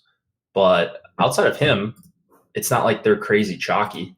So, you can play Judge with Brett Gardner at 2% or Gregorius at 8% or Valera at 0.6%. Yeah, I don't get the ownership. They're my number one team as well. In total agreement with Alex. The fact that they aren't getting any ownership is kind of bonkers to me. So I'm all over it. I think it'll be pretty easy to get away from the Brewers ownership just because of everything else that's at the top. Yeah, I love the Phillies at no ownership. I like the Indians. I like the Rangers. I like the Braves a little bit. I wish I was getting to more Braves. I'm getting to like some Freddie Freeman, some Acuna, but I don't think I'm just going to have like I'd like to have like 5 Brave stacks out of my 150, 5-man Brave stacks, because I think this could be one where Odorizzi's just giving up bombs. Let's see here. Who were you about to say that you weren't getting enough of? Or did you just mean the Braves? Mostly just the Braves. Okay. I'm getting to almost 0 Cubs. Yeah, I probably won't have any Cubs. Like I'm under on, well, not almost 0. I'm getting to under on every hitter in their lineup right now. I assume I end up with like 2% aggregate Cubs or something. They're good value for sure, and there's probably going to be guys that do well in the lineup. They're just so heavily owned. Yeah. Where's the edge you're getting on playing a full Cub stack here? Same for the A's. Just no interest. And Hendricks, I mean, sure, he's going to get blown up every once in a while, but he's not a guy that gets like smashed all the time. He's not like this power arm that when he doesn't have it, he's like walking a ton of guys. He's just like a bad start for Hendricks is like 4 earned runs in 5 innings. And then that's not winning you a tournament on a 12-game slate. So I get that they're cheap. No Chris Davis in the lineup. We'll probably make him a little less chalky, but I don't know. I'd rather just pay down for one of the pitcher spots rather than stack up the A's or the Cubs. What about the Reds? That's another team. Reds and Giants, 2 other teams that are picking up a little bit more love than I would have expected. I like the Reds quite a bit. They're like the value that's going a little bit less owned than the Cubs and the Oakland A's and Milwaukee for that matter. I don't think Taylor Cole is any good at all. Certainly not someone I'd be worried about stacking against. No, not at all. And this reliever afterwards, I can't even remember. Is it Sandoval? Yeah. Afterwards? Yeah. He doesn't look any good either. So they're just as cheap basically as Oakland. So I don't know. What's the difference there? I'm really nervous to see how this shakes out. I just have so many teams at the top that are going dramatically under-owned, and I wonder where my ownership is really going to shake out to. That's always good news for the slates. Yeah, like I assume that I don't get nearly enough of one of the Yankees, Braves, Indians, Phillies, Rangers, but I don't know who it's going to be. Ooh, Rangers, you like them? I do. I'm surprised because lowish total. And I only like them because they're not getting literally any ownership. Oh, they're completely, yeah. Yeah, it's 3% to Chu, 3% to Santana. Everybody else is a 1. So I don't mean like I'm going to get 15% of the Rangers or something, but if they're at 1% aggregate, I'm going to get like 5 or something. That's not bad. No. It's just one of those like flyer teams that I'll have more than the field of. Yeah, I'm trying to figure out a way to filter down and get more of those. Like I see Alex, sometimes he's got like 5 or 6 teams with 1 or 2 stacks at the bottom of his exposures when I'm looking at lineup study. So I need to figure out a better way to manage that because like even if it's a few 5-mans versus the chalk pitcher, it's not very likely to go off, but if it does, right, still in a really good spot with 3 lineups compared to 0 where you're just dead.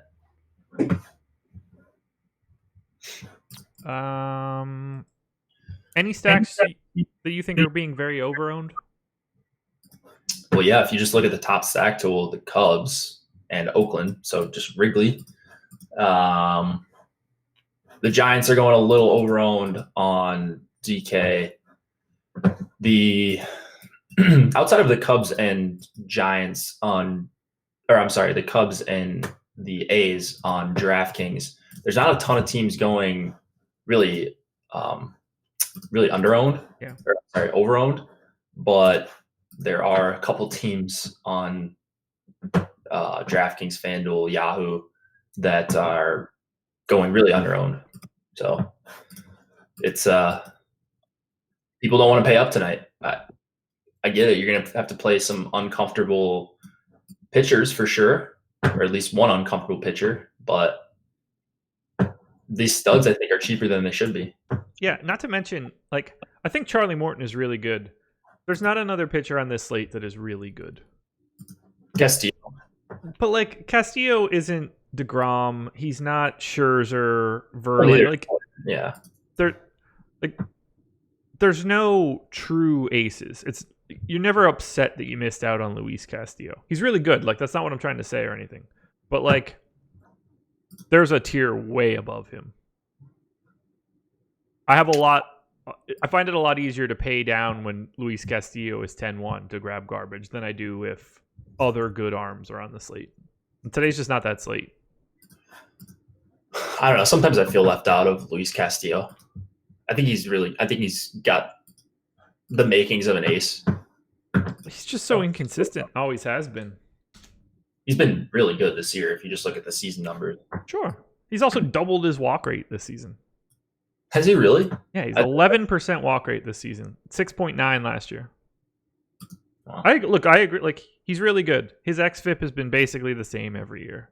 He's just doing everything in different ways. He's been a lot better DFS pitcher this year. Yeah, maybe that's what I'm thinking of. I don't know which year is real. The 27% K rate in 17, the 23% one in 18, or the 28% one this year. Probably somewhere in the middle. Well, I mean, he's only had 3 years in the league, so Right. he's got some time to figure that out. Figure out what he's going to be. He's been really lucky this year too. What's his BABIP? 249 plus an 82.5 left on base percentage. So he's been stranding some runners as well. Yeah, the strand rate. I think that's definitely a little lucky. Yeah, it's always so hard with the type of contact. Like, depending on the type of contact you're giving up to, your BABIP's going to be lower if you're a fly ball. Or I try to look at those things in conjunction. Like, if your BABIP is low and you've been leaving guys on, like, you're picking up something somewhere. Yeah. Not that like he's suddenly bad. Again, the strikeout rate is the most important piece of all of this from DFS. Right. All right. I have my crunch done. I'm about to refresh. Like, I know I'm going to have a ton of somebody stupid and it's going to be gross. Anyone wild that you're seeing that you're getting? Like, if you said I'm getting Pittsburgh as my number 2 stack, I'd be like, what? There's no way for me to know that until I load it into the sheet. Everything is so flat in Cruncher. Yeah, me too. So sometimes when I'm running this and I'm sharing my screen, like tomorrow with Chris Randone, you can catch us at 6 Eastern. Sometimes when we're on the show and I'm like running my crunch, we'll get someone in chat. That's an awful crunch. Take a stand, blah, blah, blah. Like, right now, my highest exposed hitter is Mookie Betts at 16%. And then there's 14, 14, 13, 13, 13, 12, 12, 12, 12, 11, and so on. Yeah, your highest hitter is higher than mine. What's yours? Gleyber Torres at 8. Yeah, I've thought about capping lower just to get better stacks, or like a more differentiated portfolio of stacks. I probably should do that. I just used one because I saw Alex say that on one of our free pieces, the Fantasy Crunch with Chris Randone, actually. And those are actually really, really good videos, no matter what level you play at. You see one of the top players, the top player in DFS, shares screen, and he gives away a lot of little subtle stuff that doesn't sound like much, but it makes a lot of sense when he says it. Crunch is in. Pretty much shook out like I thought it was. I'm under on a bunch of legitimate pitchers, but I'm making a couple tweaks to team exposures. I didn't get as much of the Rangers and the Indians as I would have liked. So I'm knocking back the Brewers to bump up the Indians and Rangers. Knocking back the Brewers. I like that call. Because I would rather just get more Yankees and Braves if the Brewers are going to have twice the ownership. Yeah. Man, I do wish I get the Braves. I really hope I do. So we'll see on that one. I'm about to guarantee it for myself. Also, like the Twins just going completely overlooked, it seems like. Like they just do this like 2 times a week where they're at like 1% ownership on a big slate. Jam them in, Homer. And then it's like, why didn't I play the Twins? They hit like 6 home runs a day. They do. They just don't stop donging. It's really, really uncomfortable in a way. It's getting pretty annoying, honestly. I haven't profited off of it. Just have to change the Yankees number in my sheet, and then I can hop back over and take a look at my exposures. I think I'll be able to be good to go. Well, once final ownership comes in. Ownership just got updated. Boom. So we are so far ahead of schedule. The regression has returned for us. Don't worry, the late scratch is imminent. Yeah. Are these guys not playing any Dodgers? Well, we haven't mentioned them, Josh. So certainly, there's no way we could be playing a team that we haven't mentioned. I don't get the sense that I'm playing the Dodgers, but I could look. I had some Dodgers, but they're going pretty overowned based on. I basically don't have them. Yeah, I've got a little bit of Muncy, and I had a little bit of Turner and Bellinger, but like under 5% of all those guys. Yeah, I did not get there. Yeah. So some people, are these guys playing the Dodgers? I mean, you can play the Dodgers then. Go heavy on the Dodgers. That's your team tonight. I saw Chris Rendon tweeted that he's all in on the Dodgers, Yankees, Reds, and did I say, yeah, Yankees, Red Sox, Reds, Dodgers. I like one of those teams. I like 3 of those teams. I like the Yankees. I love the Yankees. Give me some Mike Tauchman. I don't really need anybody else in that list. How about some Austin Romine? Brett Gardner? Are you kidding? These aren't your dad's Yankees.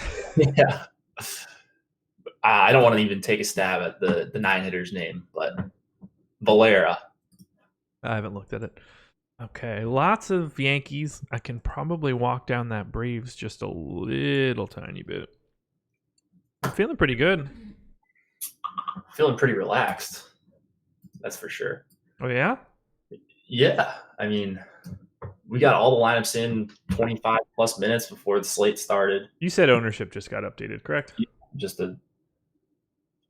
I should probably update my sheet with that before I just keep making tweaks to everything and realizing that none of it matters. Yeah, probably should do that. Someone in premium chat, XXX Achilles, pick 2 for cash. Mustakas, Muncy, or Suarez? Pick 2? Now, sorted by value. I want to say Suarez and Muncy. Although, which site is Mustakas and Muncy similarly priced? Pretty sure Mustakas is super cheap. I cannot stop getting Oakland. Yeah, Suarez is the best value out of those guys. Mustakas is also good value. Yeah, I would take the guys that rank best in the projections. Cash isn't really up for debate for me. Muncy and Mustakas are basically a coin flip as far as value. So take the guy with more ownership. Yep, take a pick there. Would you say you can't stop getting Oakland? Yeah. I'm guessing you do not feel comfortable with that. I just don't want it if they're going to be as owned as they are. So I dialed it back a little bit to get like half the field. Yeah. I'm not all that interested in Oakland. Like I said, there are similar spots at much less ownership. I'm pretty happy with my exposures now. I think I'm going to move forward. All right, let's see here. Have you tried a correlation ranking yet? Or no? I haven't. Yeah, I don't know how I feel about mine. Just experimenting with it, though. Ready for my pitching exposures? Yeah, let's hear it. 19% Giolito, 31% Morton, 16 Castillo, 6 to Minor, 7 to Hendricks, 13 to Masahiro Tanaka, which I truly thought was going to be a higher number. 15 to Vince Velasquez, 13 to Savali, 15 to Merrill Kelly, which I hate. I tried to get away from it and couldn't. 15 to Porcello, 13 to Eric Fede. Turns out I'm the dummy. No, you're still below the field, right? On Fede? Nope, twice the field. What is he at? 7. Oh, okay. So that changed quite a bit. It did. That's Merrill why I'm Kelly- not super upset about it. Yeah. Merrill Kelly came down a little bit, so I would imagine that I'm going to get a little bit of him as well.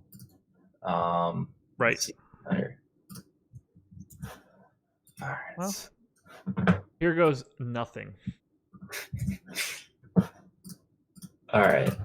So now I'm going to sort by 1 point. And then we could take a ton of questions once I paste these in. I don't have anything else going. No, since I'm only doing one site, this is going to be a walk in the park. You're like done now. I'm literally done. That's pretty exciting for you. Yeah, it's pretty rare. I'm looking at all my hitters, and I'm just seeing like Betts, Judge, Benintendi, Devers, and then like all these good hitters. And then I scroll to the left to see my pitchers, and it's Vince Velasquez and Merrill Kelly. It's just disgusting. Who's your most owned hitter? I want to say Betts. I will sort right now. Mine is Yasmani Grandal. Mine is Mookie Betts. Second for me, Johan Camargo. Wow. Go Braves. You know me, man. Constant Braves fan. What is he batting? I don't like in the order or Yeah. Not like his average. I have no idea. He is 8th. I was going to say, did he get a big lineup bump? I missed something there, but I tend to play guys at the bottom of the order more than others. It's not bad. But yeah, that's the dude. I've got a lot of Braves. All right, so here are my DK exposures right now. Let's see if there's no ownership updates since the last 5 minutes. All right. Right now, 51% Morton, 34% Savale, 34% Velasquez, 30% Castillo. That's Bogarts, Chavis, Vasquez, all over 20 for the Red Sox. Yankees. Wait, all those guys are over 20? 20%. I don't have a single hitter over 20. I've got let me see. I've got 8. My highest is 29 bets. Okay. That's not a terrible problem to have, obviously. No, like my highest owned hitters are Betts, Suarez, Bogarts, Judge, Chavis, and then there's Vasquez, but we won't talk about that unless he double dogs. But it's basically just so I'm heavy on the guys that are getting the least owned in the chalky stacks, which is exactly what I want. Like Ford at 8%, I've got double. Romine, I've got 14% of a 3% owned catcher. Dude, you and I are going to have very different days. Here are the 2 hitters that I have most under the field. Mookie Betts, Eugenio Suarez. No way. Those are my top 2 owned hitters. I have 3% Betts and 2% Suarez. Oh, this is going to be a fun one. I'm sure a lot of middle finger emojis will be flying in chat. I'll be tagging you on all my Judge, Mike Tauchman, Mike Ford home runs. Oh wait, no, you like the Yankees, right? Yeah, I mean, I have those guys. All right, well, I'll be tagging you. I'm under the field on Judge. That's it. Yeah, that's fine. Because you can be under on him, but still have a bunch of Yankee stacks with him in it, and yeah, I have 9.8% aggregate Yankees. That's a nice number. That's over the top stack percentage, I believe. Or I'm sorry, that's over the ownership, which is all that matters. 10% Yankees, 12% Braves, 7% Brewers, 7% Phillies, 7% Angels. All small amounts. I'm more spread out today than I would have thought. That's a really good spread. I need to. That's kind of what I wish I was doing, or maybe have like a couple teams that you're heavy on, and then like 3 to 5% of a handful of teams after that, rather than that's just pretty much what I have right now. I mean, I'll go down the list. It's 12, 10, 7, 7, 7, 6, 6, 5, 5, 4, 4, 4, 4, 3, 3, 2, 2, 2, 2, 2, 2, 2, 1, 1, 0. That's perfect. I mean, depending on what the teams are, but yeah, that's like what I would want to be doing. So that's something I should be working on. That's like what I try to do in hockey. like the lines that I'm not playing a lot of, I'll just play. I'll still have like 2 or 3 shares out of 150, and it just seems like a smart way to play. I have at least one 5-man stack of all but 5 teams. Can you guess the 5 teams I don't have a 5-man stack of? All right, let's do this right now. Without looking at the damn YouTube screen because it's on there. No, I'm not looking. I would say the Cardinals. I have 2. Okay. Oh wow. Detroit. I have 4. Wow. Okay, Toronto. That is 1. All right, we are on the board here. How about you? Of course, have KC. I'm guessing. I have way more KC than you would think I do. Yeah, I've got a bunch of KC on fantasy draft in case Porcello goes off the wall here.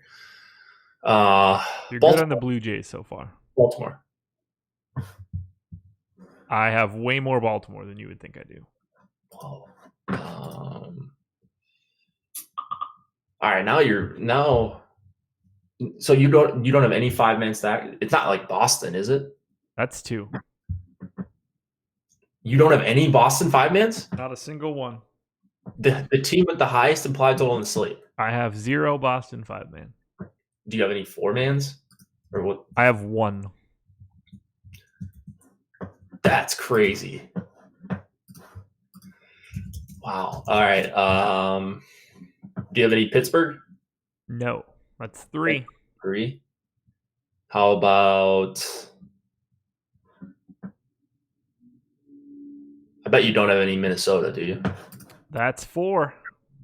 Okay. And now The 5th one should be kind of easy for you, but I don't think you're going to put the pieces together until I tell you. the Nationals. I have 5 Nats. Okay. I'll give it to you now. All right, let's hear it. The Suarez amount of ownership was a breadcrumb before. I have 0 red stacks. 5-man red stacks. Got it. The Blue Jays are the only team that I don't have a legitimate stack of. They have 0 everything. I have 1 one-off Blue Jay, and that's it. Wow. Everybody else has at least 1 4 or 5-man stack. Paul Blackburn of the night. This whole damn slate's filled with Paul Blackburn. All right, who's your Paul Blackburn though? Michael Wacha. It's a good pick. Does Savali count? No, no. Savali won't count. That's 10% owned. Yeah. We won't do that one. We'll do. If people are going to roster Eric Fede in any amount, then Michael Wacha can be the Blackburn today. Yeah, I agree with that. That's actually a good pick, even in a bad matchup. I figure he gets blasted, but only Savali for me. Like that's the only guy I can think of. Ownership just got updated again. yeah, that ship has sailed. I'm going to make some changes. Let's see. I don't see anything. Whoa, Morton up to 47. I mean, I'm basically fading him. I You're, have 31. oh, so you're not fading him. No, You're just but I'm hella light. 5 minutes to go if you don't have your lineups in yet, people. all right. Let's see. So my exposures are going to change just a bit. Bryant or Suarez fantasy draft cash? I want to say Suarez. You have a preference there? What's the question? Bryant, Suarez. I don't even know their prices. It's for cash. So just raw points. I don't know. Whoever Alex has projected higher. That's really the answer. That's why 1v1s are so tough, especially for cash. Yeah, I feel bad, but like Without context. there's nothing that I can do to answer a cash question. It's not an opinion to me. No, it's just who projects higher. Yeah. That's all. Yeah. I guess Suarez. I don't know. Fair enough. But All right. I mean, it's hit the randomize button, I guess. All right, got my FanDuel lineups in too. I didn't even look at FanDuel before I sent it in. Actually, let me fix this quick. All this time, what are we gonna do? I don't know. I think either Brett or Impact just posted a picture of Joey Chestnut just jamming hot dogs down his throat to our Twitter. So What? Why? Good question. DK Sportsbook had a tweet that said, if you have one bet you have to win, the athlete you're putting it all on is. And it's just Joey Chestnut jamming dongs down his face. So that's good. I like it. I like it a lot. Let's see if we get any other questions coming in. So now my DK exposures are Yeah. Hit me with what you've got right now. Morton 54, Savali 33, Castillo 33, Velasquez 32. Similar ownerships for hitting, although bets just came down a touch because his ownership went up a touch. I'm now exactly at the field there and Judge, but over on every other Yankee, over on every Red Sox. A lot of them I'm like 3 or 4 times. And where are you at on Rick Porcello? 15. 14 for me. Okay. 14.7 for Fede. So one more lineup with Fede. We have similar amounts of Porcello and Fede. So it's just like, man, they both suck. One of them's clearly in a better spot, but is Porcello really 4 times as likely to outscore Fede here? And that's all you need. You just need Fede to score 12. Porcello gives you 10. I think he's like twice as likely. So yeah, maybe even less. I don't even know, but it's not 4 times. So well, hopefully Porcello gets blasted. That would be actually really nice, I think. I would not complain. I would not complain one bit. No. Who would listen? I certainly have enough Royals to make it a good thing. Andrew Mock, who were the dong picks? Check Twitter, my friend. Wow, Philly came way up for me. So you talked about getting to them possibly. Yeah, I have 6.7% Philly. They made late pushes for me. Like I got double digits for all of Realmuto, Harper, Hoskins, Cesar, just under 10%. And then, yeah, it looks like they're kind of my dark horse. Same thing with the White Sox. Got a bunch of Eloy, Lurie Garcia, Jose Abreu, all those guys. I'm like 3x the field on. It's going to be a good one. I'm feeling good about this slate. I think I might not lose money tonight. That's a win, man. That's a win. I will see almost none of it. So, you know the deal. Andrew Mock, you're at work. You're just chiming in for 2 minutes. Now, I could let you know what the dong picks are. Dong picks for tonight were, I've got Gregorius. Spags took Keston Hera. Jake took Aaron Judge. Emac took Freddie Freeman. And Chris Randone took Xander Bogaerts. Yeah, Andrew Mock, good guy in YouTube chat. He's always been there. Yeah. Yeah, respond with your dong picks. Feel free. We're locked. Are we really? Wow. 705, man. I wish I would have got my lineups in. Oh. God, that would be so bad. Could you imagine we're just like sitting here the whole time, like all this time, and just forget to upload? I've done it once. I remember you telling me about that. I think I had nightmares about that. Yeah, it'll happen eventually. Yeah. Oh, for sure. It'll probably happen in like a live final or something. All right, everybody. Hit the like button, subscribe to the channel, hit the notification bell so you know when we go live. Tomorrow, strategy show, myself and Laffy. So get there, bring your coffee. It's going to be an event. We'll have the golf show midday, 2:30, with Ben and Tim. Deeper dive will be all 3 gents, and then live before lock with Jake and Chris Randone. Jake, anything else? Good luck tonight, guys. Go expensive bats. That's what I'm hoping for tonight. I agree. Best of luck, everybody. Talk to you again later. Shout out to Fantasy Draft.